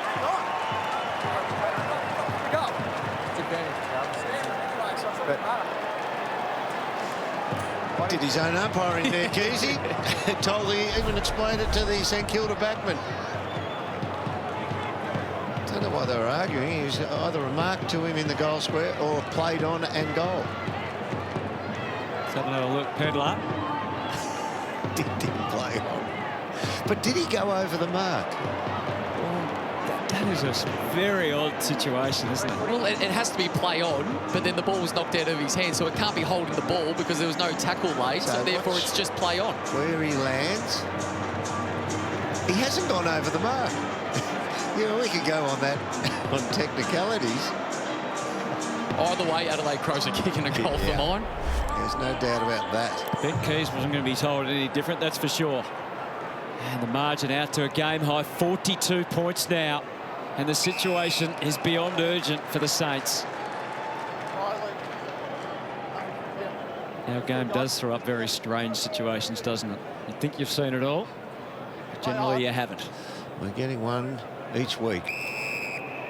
Certainly didn't think Paddy Parnell was going to take mark of the year today. We would have got long odds about that before the game. 3 goals, 4 in this quarter for the Adelaide Crows. To just the 1-1 for the Saints. They need something to change, and in a massive hurry. Membry, awkward to move it forward. Sharman. Oh, Burns gets clobbered by Butts, but illegally. Just been a little bit off St Kilda with those handballs just at the feet, and then the ability of the Crows to put immediate pressure on them, turning the ball over or forcing a stoppage. Clever little toe back out into the space. Sharman knew what was coming straight away. Keys just tries to run him over. And we'll have another ball up. Love the work rate of Ben Keys. Just his ability to get after the opposition. As you have a look at these numbers, goals per inside 50, 42 is off the charts. Good hands that time for the Saints to get it to the outside. Caminiti found himself in the right spot. Was he legged? Desperate stakes. He gets the handball out. He couldn't quite get balance, but and then Milera, quick one out of there from Parnell. No science about the kick. Crouch didn't finish it. Laird was all ready to tackle. Dawson a little handoff. Scholl, always an option for the Crows, it seems, and about to piece it forward. Walker, was that a push? It's okay, says the up, and it's over it for another throw-in. And you can hear the appreciation from the Adelaide fans of what their team has delivered today. Dominated this third term from a numbers point of view, as you can see. Tries to guide it, O'Brien, good enough. Down to Laird. Lands in between two Saints. Battle. Takes the bold kick to Sinclair, good footwork. And they can keep going across half-back. Now Wood, with it all ahead of him. He's got a man about 40 metres ahead in space, and that's Membry. Into the 50. Adelaide have just been able to get some sort of protection set up, so it's slower now with Phillippo. Higgins buzzing around in the pocket.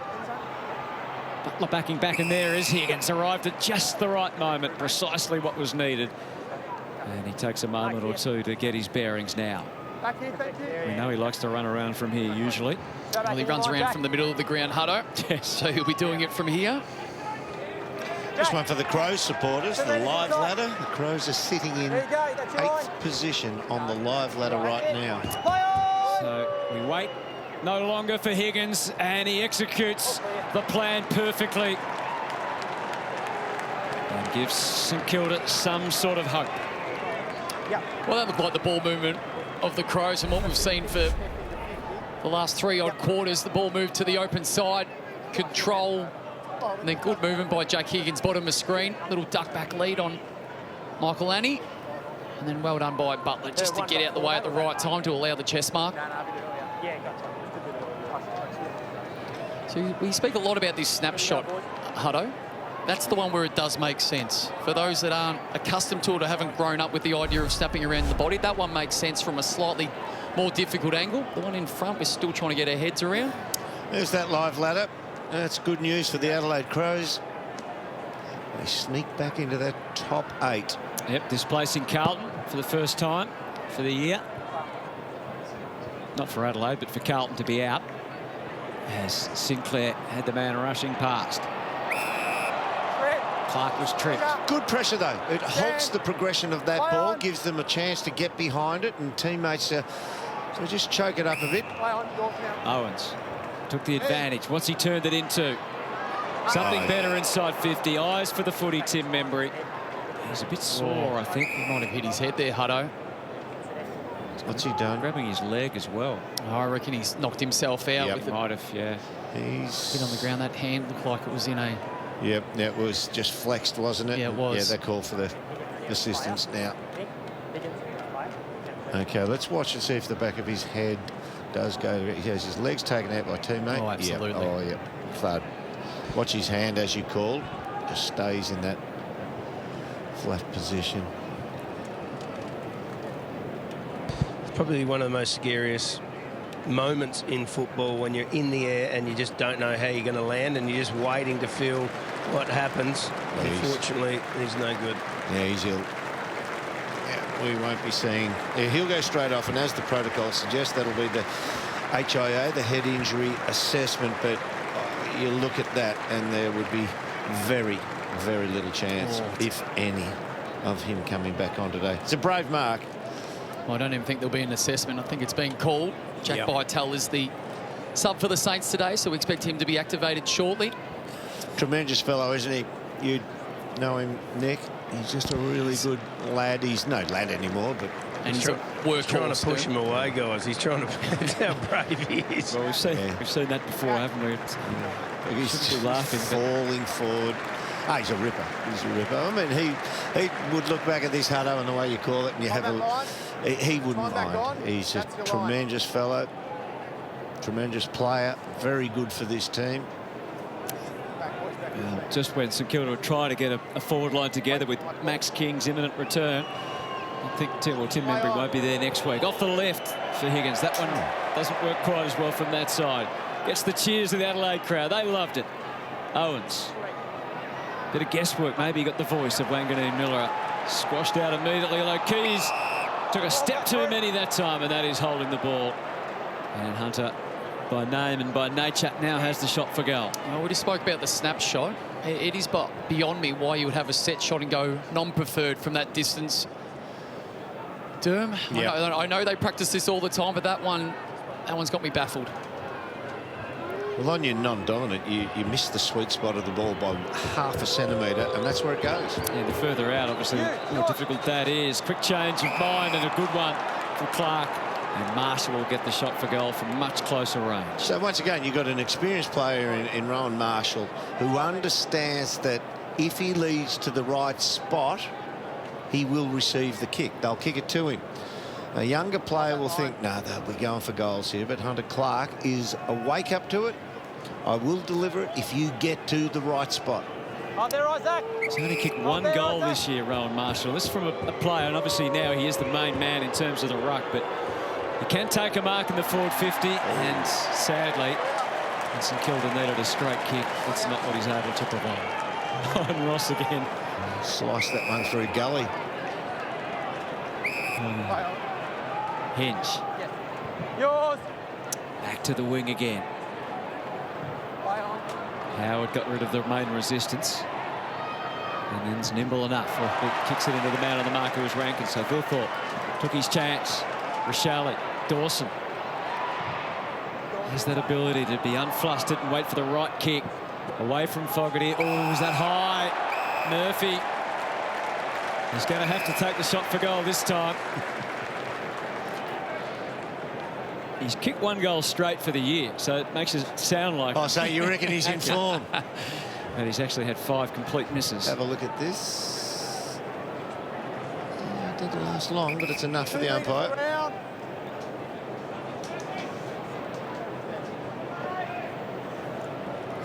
He's been 50-50 in terms of his career. 57 goals, 58. That doesn't include the misses. So 35 metres out.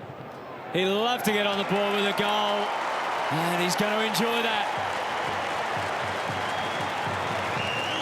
What a day out it's been for the Adelaide Crows. Yeah, it's been a very rounded performance. Hutto, there's no doubt about that. They set the scene early with that first quarter and the onslaught of the inside 50s and then the conversion from the 15 inside 56 goals too, just to set up the day. But I've been really impressed. They were challenged by the Saints in that second quarter, and I've loved this component. Isaac Rankin putting pressure on the Saints once again, and then on turnover, they're having devastating effects. How often do you see in football when you miss an easy shot down the other end in Rowan Marshall, it goes straight down the other end and you get made to pay? It's a 2-goal swing. Well, the thing about that, Roo, was there was a kick in, a receive, and the next kick hits 10 metres short of the forward 50 arc. They just took all the ground given to them. Saints have had 12 centre-bounce clearances to 6 for the day. This one looks like it's headed Adelaide's way, though. And the Crows already led by 41 points, and they want to build and build. Keys possesses a long kick towards full forward. Thilthorpe was at the core of the target. Walker, adaptable, off the left boot. He can do it both sides. He's got 4. The text sends a message.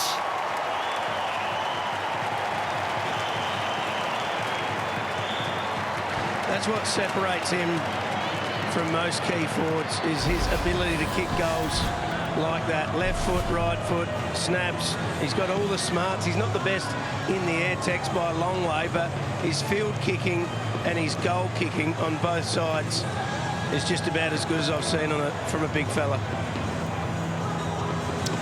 Would agree with you there on that one, Roo.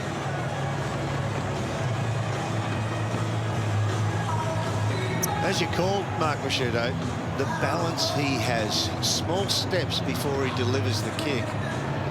His field kick, his set shot kicking is extraordinary, but for a big fella, his ability to take those small little steps and snap truly is off the charts. There he goes. He equals our own Bradley Johnson.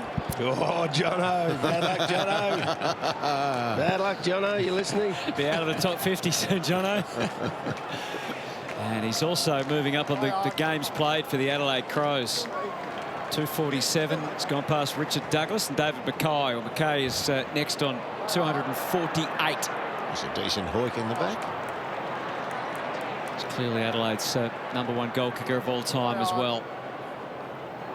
Ends up back in St Kilda hands here. Clark. That works well for Wood. That doesn't work quite so well. Smith. Dawson knew what was coming. Through Duday into Milera. So it looks like with Timmy Membry going off, you need somebody to guide the forward line up there. It looks like Mason Wood's gone forward now. Yeah, Bytel on the ground. Probably playing that wing. Part of the midfield mix. There he is, Jack Bytel. Let's see what he had in mind was Owens, but Parnell was awake to it.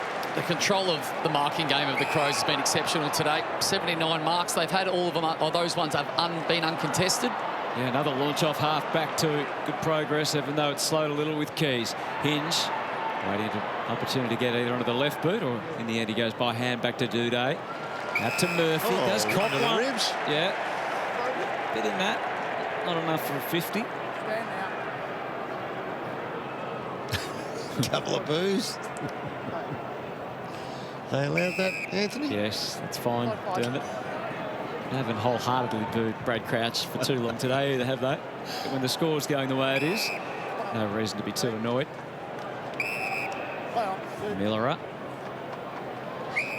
Just St Kilda can't get their hands on it now. No. Scholl. Fogarty demanding it in the pocket. There'll be a shot now because it's got to have some hang time on it. He's the target. He comes and jumps, but there was a couple of obstacles and St Kilda jumpers in his path. Look at that, the inside 50s, 35 apiece. Yet one team leads by 47.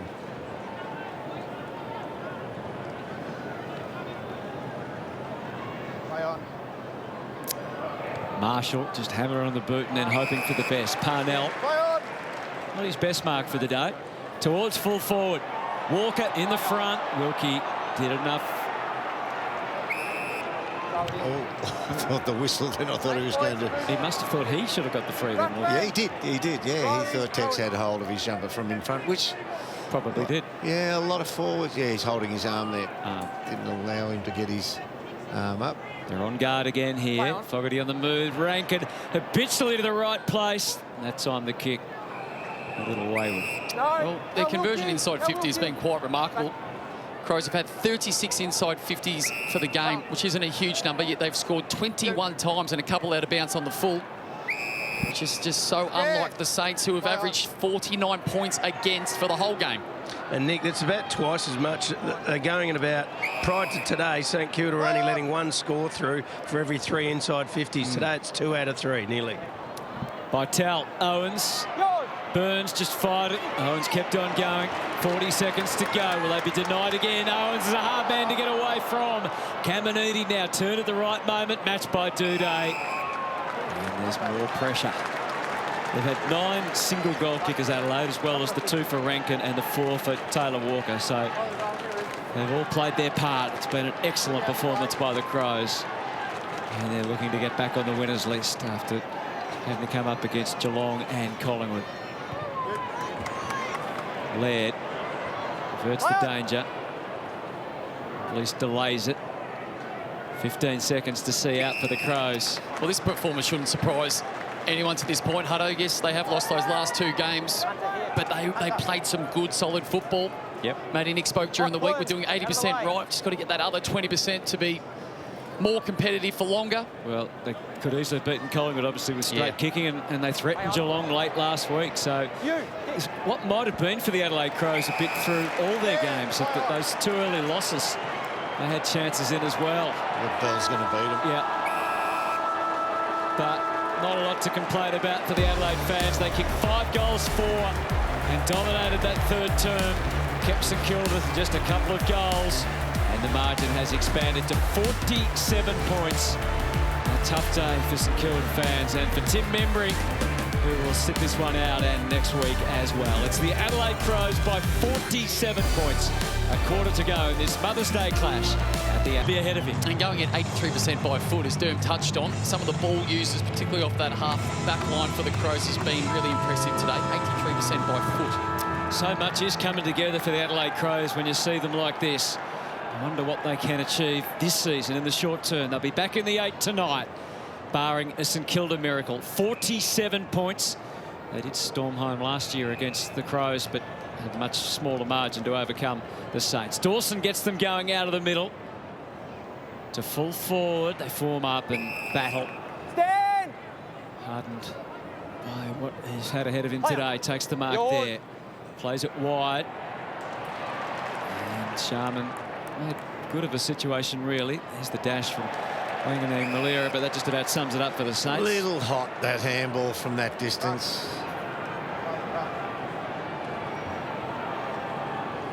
Wonder what they can get out of this last quarter.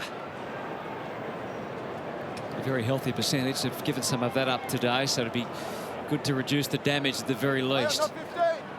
Dawson to Murphy to Laird. Walker again. Oh, he couldn't take the mark, but he's got a free, and that will not improve the mood of Wilkie at all, Callum Wilkie.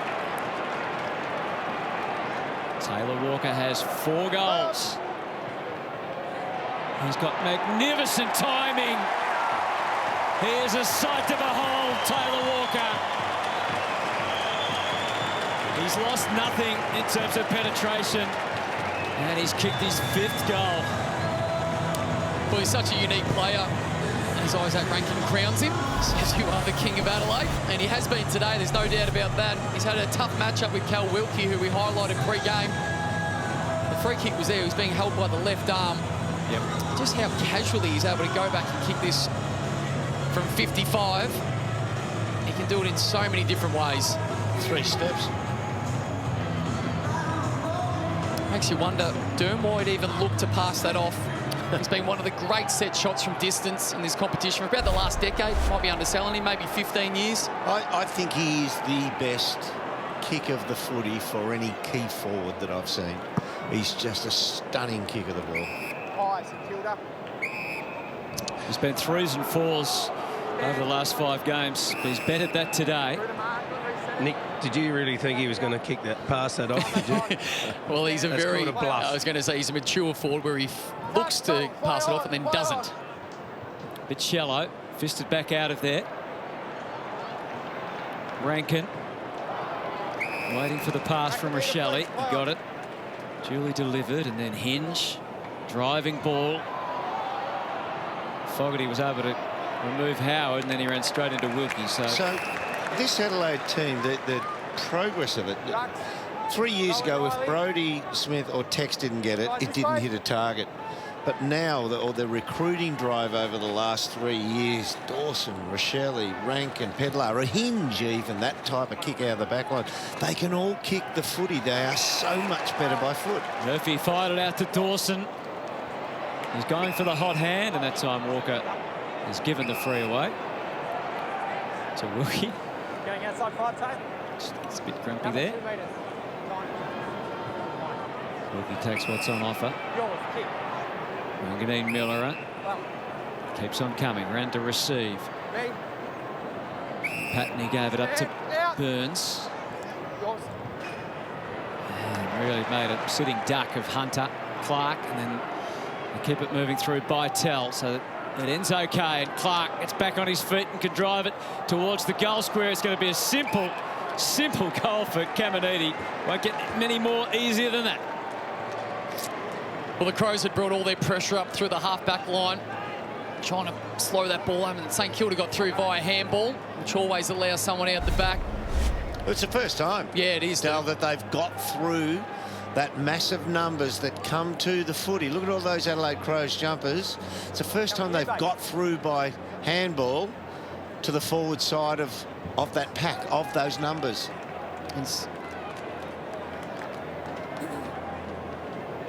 And it makes sense to them because, as we've seen for the majority of today, they've been able to turn the ball over. They haven't allowed the St Kilda to get out the back.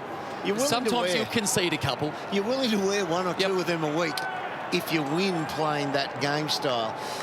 Jack Steele comes off. The major contested ball winner for St Kilda today again.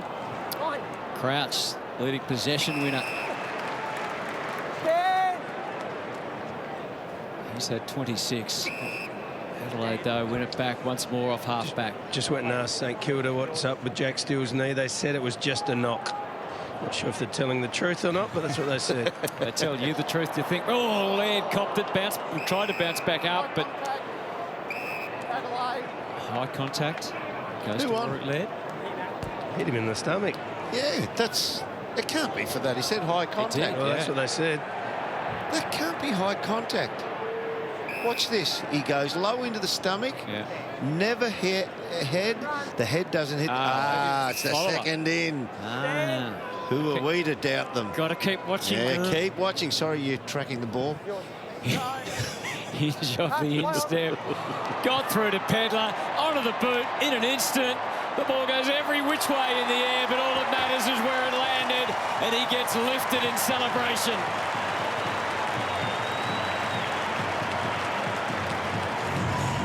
Well, it's all falling their way. Even the missed kicks inside their forward 50 are bobbling to plays in good positions. We've we've complimented this guy throughout the course of the day, Derm. I really like the early signs of him. He's got the body size to be a solid inside midfielder. He's a bull. Yet today we've seen some flair and some nice finishing as well. He's a good kick. Yeah, thumper. He's going to be a 50-50 mid, guys, isn't he? He's going to go in there, win the ball, run it out, and then he can go forward and do what he's been doing in his short career, just being really hard to stand in the forward 50. And he's good above his head as well, so he's the full package. And he's a seriously good kick. I mean, he knew exactly what he was doing then. You can say it was just a wild snap, but he kind of undercut the ball, knowing how to get it forward at best service. Dawson creaks but gets the handball away and follows it up. Sloan over the top of it. He walks away a bit sore. And Rory's was on the boundary a few moments ago, just getting those ribs checked out. Bit of air came out of him on that tackle. Yeah, a few sore boys after this today. Again, they can't get past half back. Sticky hands. Turn it into an attacking weapon. Adelaide haven't used their sub yet either. They've got Ned McHenry just sitting there. He'd be itching to get out there, but it's hard to find a player who you'd take off unless you wanted to rest Riley Thilthorpe with that knee. In the back, St.Kilda, Josh Battle. Thilthorpe thinks it's his, but no. Yeah, it was a cannon. Yeah, he doesn't need to prove anything, does he, Roo? Nah, he doesn't. He's had a bit of a tickle in the calf the last few weeks, so maybe just giving him a spell. Good contest. Oh, from Caminiti. Higgins went head over heels. Play on. And Adelaide are happy to. Oh, not far enough for Rankin. The players paid it. Rankin just nursed it around the corner. Could have been uncomfortable for Fogarty. Battle decided it wasn't worth coming in at the very last second. Two Crows eventually sort things out. O'Reilly just pokes it across for Michael Lanning.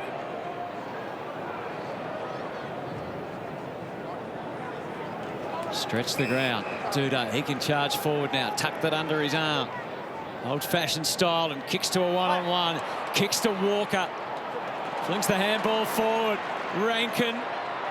Surprised everyone. I think there when he handed it off to Keys. He won't do that again. He just learned his lesson there. Now, Isaac Rankin. Come on, Isaac. Oh, that's going to get a lot of love. Brodie Smith deserves it. Yeah, you'd think that Isaac Rankin, under pressure, 45 metres out on a tight angle, is more of a chance than Ben Keys on the right foot from any distance. Including the goal line. Anyway. I know where you're going with this. Anyway. Clark. Murphy again. Hassled him out of it.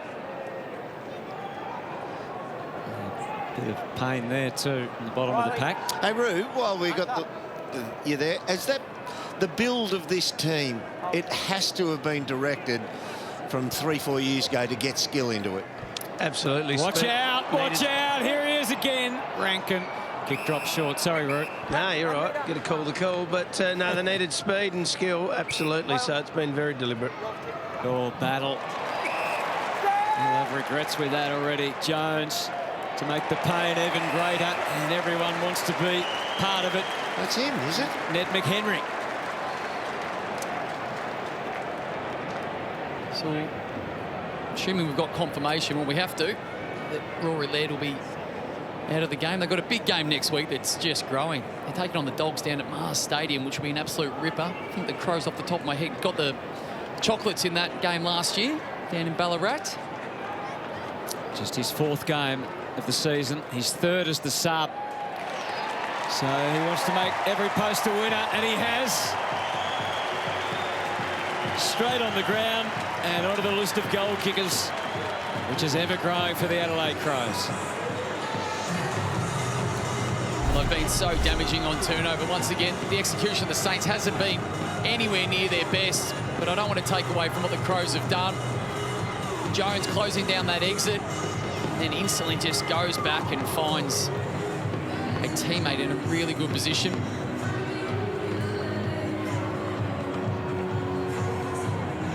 Now outscored the Saints by 37 points on turnover. 13 goals, 179. That's a significant number. I think I'm right in saying that St Kilda's 2 losses have been to Collingwood by 6 points and Port Adelaide by 7 points. Correct. So this is the blowout. 59 points. Here's the gaping hole between the two teams. Sloan, they're hungry for more. We might get a few more highlights. Rankin just measured it off perfectly. Rochelle, where to next?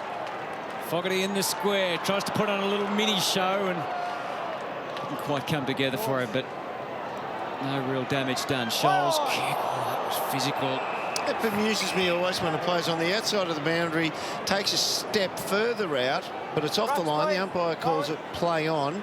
So play is live, and he's still a metre to the outside, and the umpire allows him to bring the ball back in. From the throw, O'Brien forced his way to the front. Rankin wasn't far off again, trying to cause more damage. Still willing to tackle Adelaide with every opportunity. Keep it locked away in that front 50. Rankin again trying to cut through. Dawson. Tails off for a behind. Up to 29 disposals. He's the skipper of the Crows. Had a big season, Jordan Dawson. It's been remarkable, hasn't it, Roo? Like, from where he was a couple of years ago as a really good halfback flanker, takes responsibility of the captaincy, and then what he's done in this midfield this year. He was 3rd in the best and fairest at Sydney the year before he came, 2nd in Adelaide's last year, and I reckon he'll be in #1 spot after 9 rounds. They've advanced well here, the Saints. Ross. Caminiti almost got there, but's got enough on the ball to send it back for the Crows' advantage. Scholl, now McHenry. Bustling away and kick to the inside. Fogarty had it sent back though. Butler from the stand start, and Caminiti found himself in the right spot at the right time. Higgins screaming for it, but he goes wanting the ball all to himself. He's willing to take on 2 or 3 opponents. Caminiti, 7 disposals, 2 goals, 1 on his return after 3 weeks in forced vacation.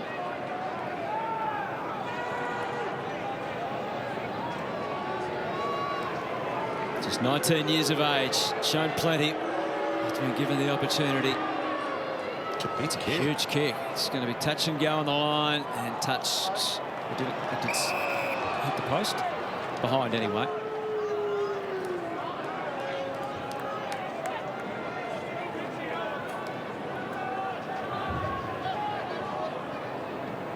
Yep.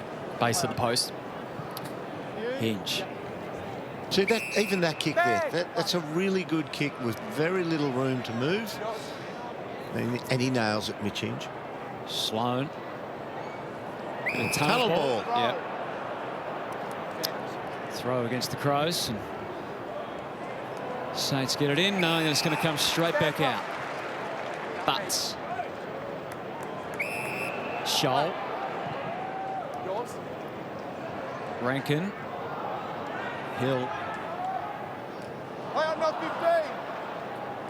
Everyone expected to go out at some stage. It didn't. Still might.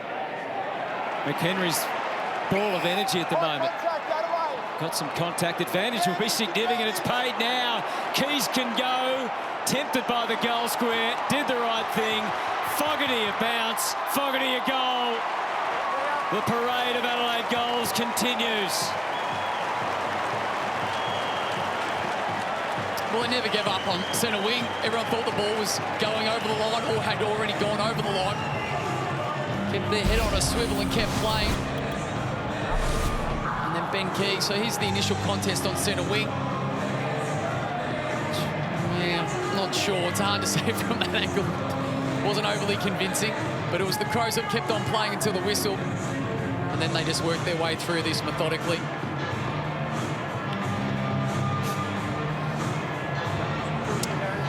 It's a throw before it's a kick. Yeah. We spoke before about still trying to work out a few of the rules of the game. I'm not sure where that one sits, Derm.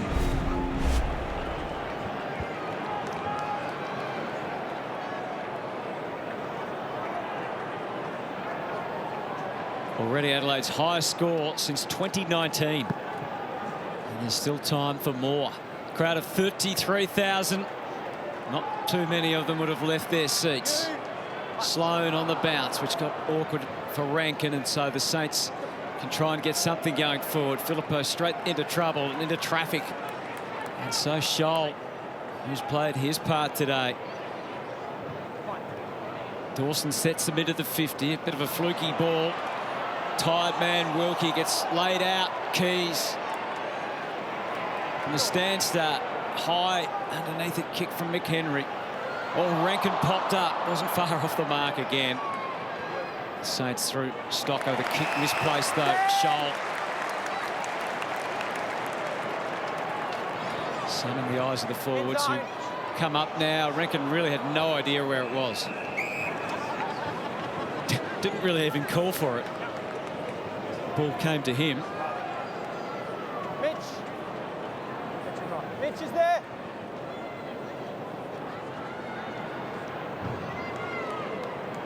They take their partners for the throw in. Inside 10 minutes remaining. O'Brien, Rankin. Fine. Good. Umpires, I reckon, noticeably blowing the whistle quicker on that situation to stop the Just chance thought of the same attack. thing, because Yeah. that's the type of tackle that used to be slung into the ground. Wilkie sneaks back off the pack to give some insurance for the Saints and also give them a way out. There you go with a little kick out the back, and now Crouch has kept on running. Still enough energy for the crowd to give it a little boo. With all the talk in the media about the booing, they're booing more, aren't they? Almost finding places to boo. Heroes and villains, Root. You got to have them both. Dawson to Pedler. Term would never have got booed. They didn't jump up and down about it. Well, this was the previous play, the inside 50 for the Crows with Isaac Rankin. What I love is the chase. Missed the initial contest. He's always been good ball in hand, but now he's working both sides of the footy. Wood came hard for the ball, made the contest at least, so the small or big men can go to work in the aftermath. By Tell, fired it out. Patton saw no way forward, made it Clark's problem. He just takes the territory by hand, batted away by Smith, on his feet looking to charge forward. Couldn't do so, and that's a credit to the Saints. Clark this time placed it in front of Higgins. Aggressive at the footy. No one was going to stop him that time. Well, you're talking about the journey of Isaac Rankin. There was a time early in his career when he just wanted everything to be of the extraordinary nature. But sometimes you can just do things simply and achieve a result that is fantastic. These days now, this season and last season, he's just nutted out that balance, hasn't he? If you need extraordinary to win the moment, he's capable of it, but he just gets stuff done now. Yeah, huge loss for the Gold Coast Suns. I thought Massive. he was going to stay, but what a pick-up he's been for the Adelaide Crows. And Higgins has kicked 3 now for the Saints, so he has given them something. But they haven't quite had enough in the forward 50 today, unfortunately, St Kilda, compared to the firepower of the Crows. 3 to Higgins and 2 to Caminiti. Of course, they've lost Tim Membry, who kicked 1. Well, he's fought really hard today, Jack Higgins. We just touched on Isaac Rankin at the other end of the ground and the season that he's had. So today he's had 17 disposals and 2 goals. Jack Higgins at the other end of the ground, 15 disposals and now 3 goals. And Dern, we had a chuckle before about him running to the goal line. Yep. And calling for the ball. But what it says to me is he wants to play out the game. Oh, and yes. Yes, he wants to get his hands on the footy and kick more goals, but his work rate is high and they're limited opportunities as a small forward, so you make the most of it when you get them. He's got the appetite for the footy, hasn't he? Loves the game. He's given plenty to his second club, the Saints. Hasn't been their day today, though. 59 points again is the margin. Owens and the follow-up. He knew exactly how to get away. Ducked out the side from O'Brien. Patton had to wear one, but now can take the kick towards half forward. Too strong for Burns. Sinclair at a disadvantage. Sloan to McHenry. And then towards half forward. Wanganeen-Milera used the angles well. Patton made do with the limbs he had available. Back to the wing for McHenry. From the logo, the high ball up into the 50. Phil Thorpe and a couple of Saints fly. No one quite knew where it was. Pedler was the first to get his bearings. Played it back. Murphy plays it forward and short. What is it? It's a mark. 2 metres. Pedler. 2 metres back. Stand. He actually did go back to 2 metres, but Empire's made his point. Phil Thorpe and O'Brien are the tall reps down there for the Adelaide Crows. Taylor Walker went to ground. He's got up now. Everything's going his way. That one doesn't obey instructions. He looks a little tired there, does Tex. He went into his exit move before he fully gathered the ball. He's had a big game, though. Umpire giving him some instructions to get up. Riley and Nick. Another thing that our game does, like a few others, helps out the players. Tex, get up. Another mismatch in the ruck. Owens and O'Brien. O'Brien knew what he could do then. Off to McHenry. Squeezes out a little kick, and Rochelle wasn't sure it was meant for him or not. Wanganeen-Milera wasn't waiting to ask any questions. Butler got the better of that in the air on Parnell. Play on. The advantage was delayed, but significant for Hill. Smoothly to Higgins. And Wood, by the time it got there, had plenty of company. Sinclair wore the solid contact from Sloan. It's all Adelaide again. Off half-back as where so much has started. Smith skipped back and then kicked forward. Not to the advantage of Pedler. Battle. Weary, but goes to half-forward. Little handoff from Patton onto the left boot of Ross. 2-on-1 against Caminiti. And the maths favoured the Crows. Done that so well today. Their ability to get back, support their defence. It's a solid contest. Henry hasn't... he's come on the ground and gone fast forward mode with all the energy that he's got. But I've been really impressed by the work rate of the Crows to get back, outnumber at the fall of the ball in St Kilda's forward line. Out of Phil Thorpe's hand. Rankin and Sloan turn tackler. Umpire lets them play a bit longer by Tell. Now his turn to wrap his arms around Sloan. And someone's hobbling for Saligo. Is it hobbling from the ground? Or is it McHenry? It's Saligo. He looked like he was cramping earlier in this quarter. Yes, that's true. So he might be coming for a well-deserved rest. O'Brien back towards the line. Cramping's an unusual one. It's paralysing at times where you physically can't move any further, but you don't get a lot of sympathy from your teammates. It's keep moving and get back out there. We'll probably need you shortly, term. Too late to be subbed off. It's already Rory Laird. Saligo was subbed off earlier in the year against Collingwood, and then later on Matthew Nick said he did regret it. Still over the line, that ball. Over or inside, did you think? No, it was inside. It was caught up over the line. A piece of that ball was at all times over the chalk. So still inside. Yep. Sloan couldn't get the handball out of there.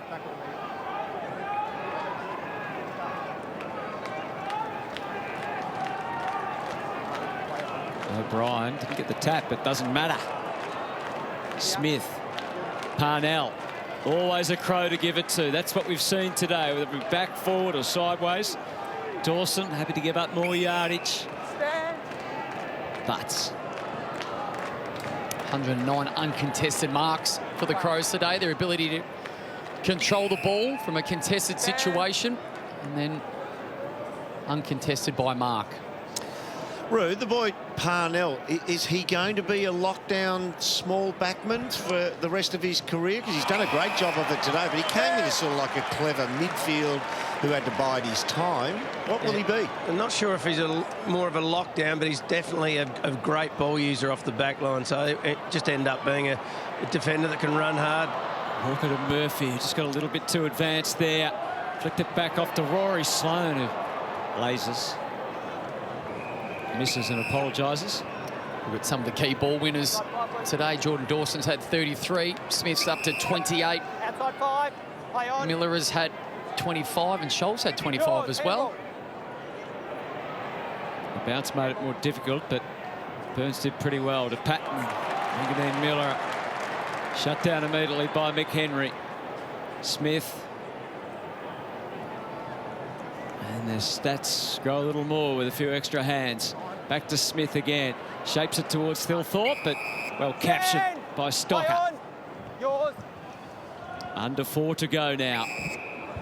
Higgins Lots of trust in his left boot to Caminiti, who has the left wing to himself. And then goal side is Butler on Butts. Caminiti decided not to try and run with it that time and pinpoint up the pass, just get it going.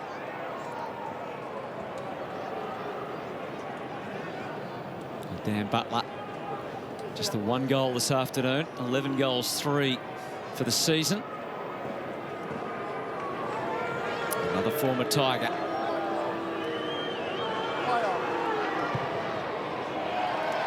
Generally has pretty good wherewithal around the goals, but doesn't come together for him there.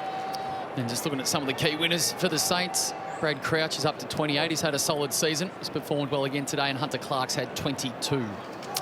Crouch has given it back a little bit today. I think he's been a bit shabby with his disposals. Yeah, going at 50% by foot. You're spot on, Derm. He's not alone. There's been a handful of Saints that brought the wrong boots over to South Australia. Jones and then Dawson. Battle to the inside. Clark, Crouch. Just stabbed it forward. Effective from Smith. Just adapted to the situation. Still so much movement and spread from the Crows. Parnell sneaks his way through. You can see the way out. It was right across halfback. We've seen it time and time again.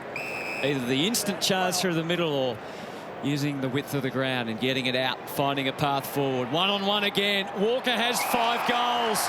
Takes another mark. Outpointing Wilkie. We know how difficult that is. He's the best interceptor in the competition. In terms of possessions, Walker stabs that into the pocket. Rochelle, it's touched. He can't find a way out. Owens, it's a big wraparound tackle on him. And he's still feeling it, Rochelle. Well, I'm with the crowd. I'm a bit disappointed that Tex didn't reel around onto that right peg and let one go. I wanted him to kick a torpedo. I don't think I've ever seen him kick a torp.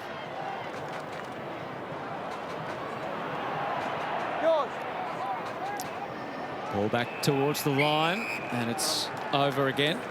Sure, he's more than capable, dude. Yeah, do a lot of things really well. Roo, he's so good with his feet. I've never seen him kick a torpedo. Is he let fly with those occasionally? Well, maybe if Blighty was coaching, isn't it? The last coach would allow you to do it. But he can kick it a mile with a drop punt. So probably, you know, the percentage chance of hitting a torp compared to a 60-metre drop punt's probably not worth the risk.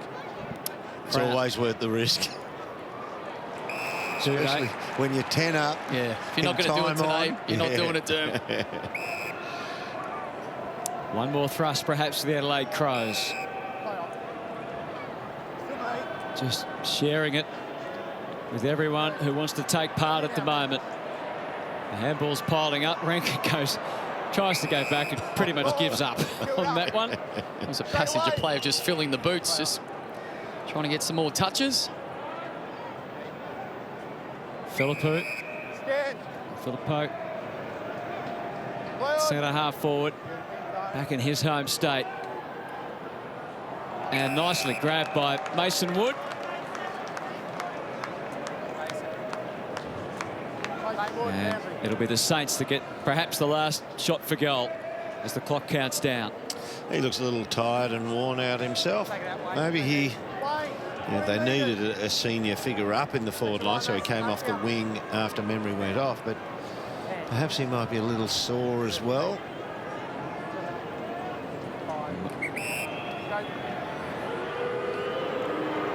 Mason Wood to become a third Saint to kick multiple goals today, which is duly done. Not a lot of excitement about that, and fair enough when you're so far behind. 52 points is the margin. Ross's biggest loss as a coach of St Kilda is 61 points. So they've avoided that, it seems. Matthew Nick's biggest win is 57 points, so he's not going to quite achieve that unless they kick a late goal. Got all the numbers and the history for both teams. We like to barrack for stats later exactly. in the game, This particular gentleman will be very happy with the team's performance, and we touched on it earlier in the game as the boys are having a casual chat on the bench with 18 seconds to go.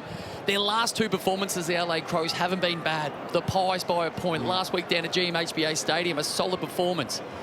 And this is just nice reward for what has been 12 goal kickers today for the Adelaide Crows, more than half your team. Last 15 seconds. Sinclair, Ross, Hasn't been a good day for the Rosses of St Kilda. Sloan. Oh, would have been a big chance. Here's Walker. The sun a factor perhaps there. Game is going to end. It's been a very happy Mother's Day for the Adelaide Crows. A 52-point trouncing of St Kilda. Handshakes everywhere for Matthew Nicks. They're back in the top 8 tonight. And things are looking up for the Crows.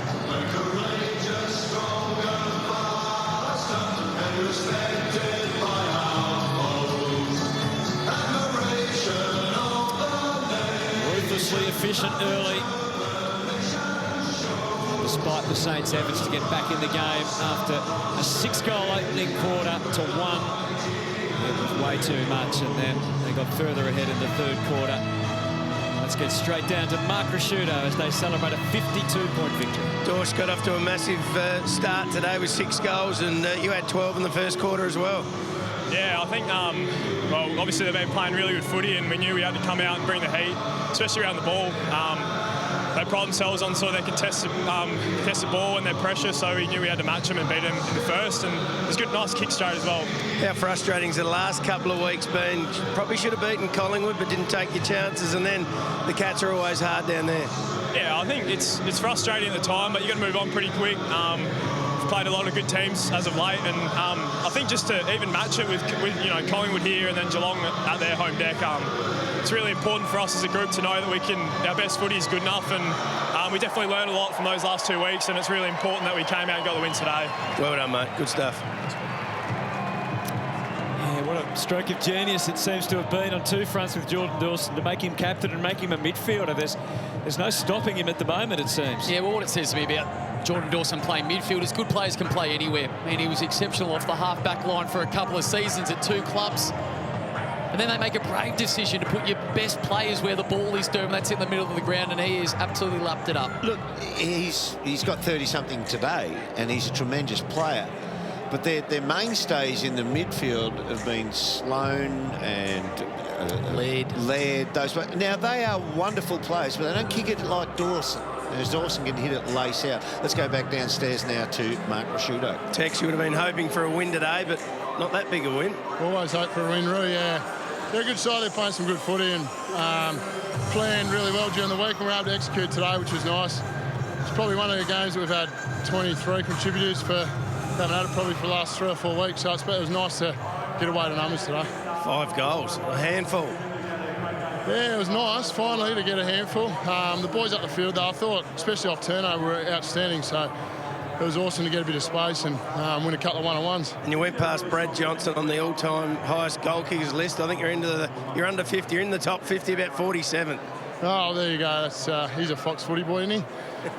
He'll be dissecting it tonight. But no, it's obviously I can't kick goals if you don't get the delivery up the field. So it's a nice little something to have. Want to say something to your mum back at Broken Hill? No, she's not back in Broken Hill. She's here somewhere. All right, well, say good day to her here then. Hello, Mother. I can't wait to give you a big cuddle.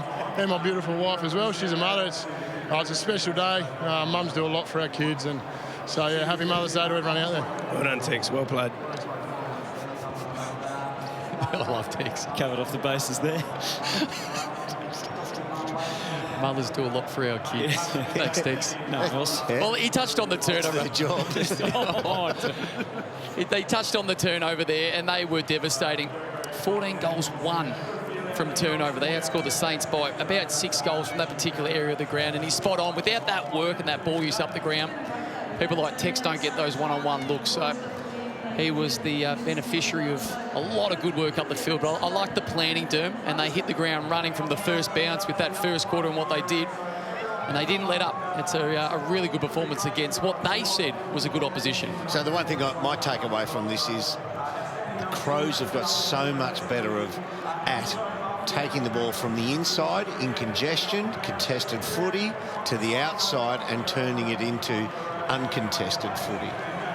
Well, they had 115 marks. Yeah. And the amount of times, as we have a look at the live ladder, the amount of times... Half a game, they're in. It's a good performance. You know, we've touched on the last couple of weeks and what they've done today. They are as entertaining as anybody in the competition when they play somewhere near their best, and that was today. A really good rounded performance. Young Parnell there. He looks like he's 14. He's taken the biggest mark of his career today. And that's what's ahead for the Adelaide Crows. As we said, a huge match coming up in Ballarat next week, which the Dogs were already talking about last night. And then Brisbane. This is not easy. The Suns have hit some form against Isaac Rankin's old team. And the West Coast Eagles, we know the troubles they're having. So Crows are well positioned. If they can play well against the good teams, they'll be right in the fight. Of course, the Saints have done a great job to get where they are. A bit more of a reality check for them now, I think, probably over the last few weeks. And then when Max King returns, obviously memory's not going to be back. So Jake Gresham. Yeah, he was laid out over the weekend for today's game. So they've been missing quite a lot of pieces. It's going to be interesting to see what comes for them in the middle of the back part of the season. We'll take a break. More to come from the Adelaide Oval. It's 19-7-121. The Adelaide Crows' final score, defeating St Kilda 10-9-69.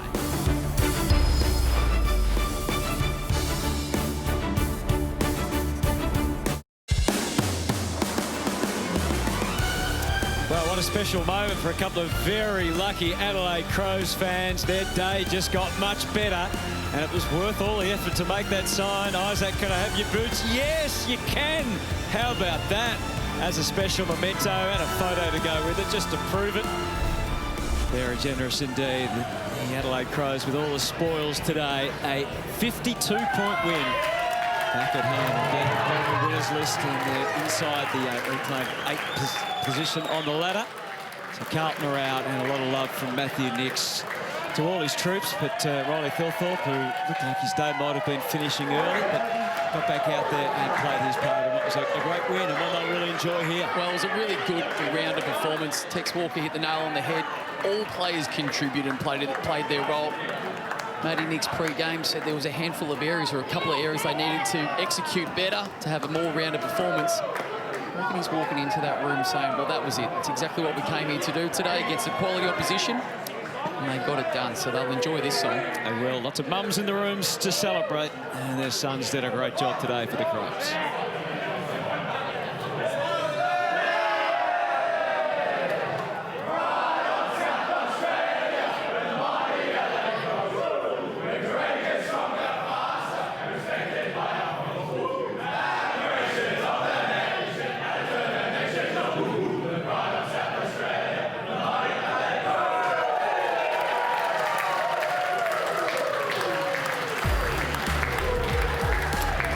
Four-quarter performance by the Adelaide Crows. 6 goals in the first quarter, 4 goals in the second, 5 goals in the third term, and they finished it off with another 4 goals to win by 52 points.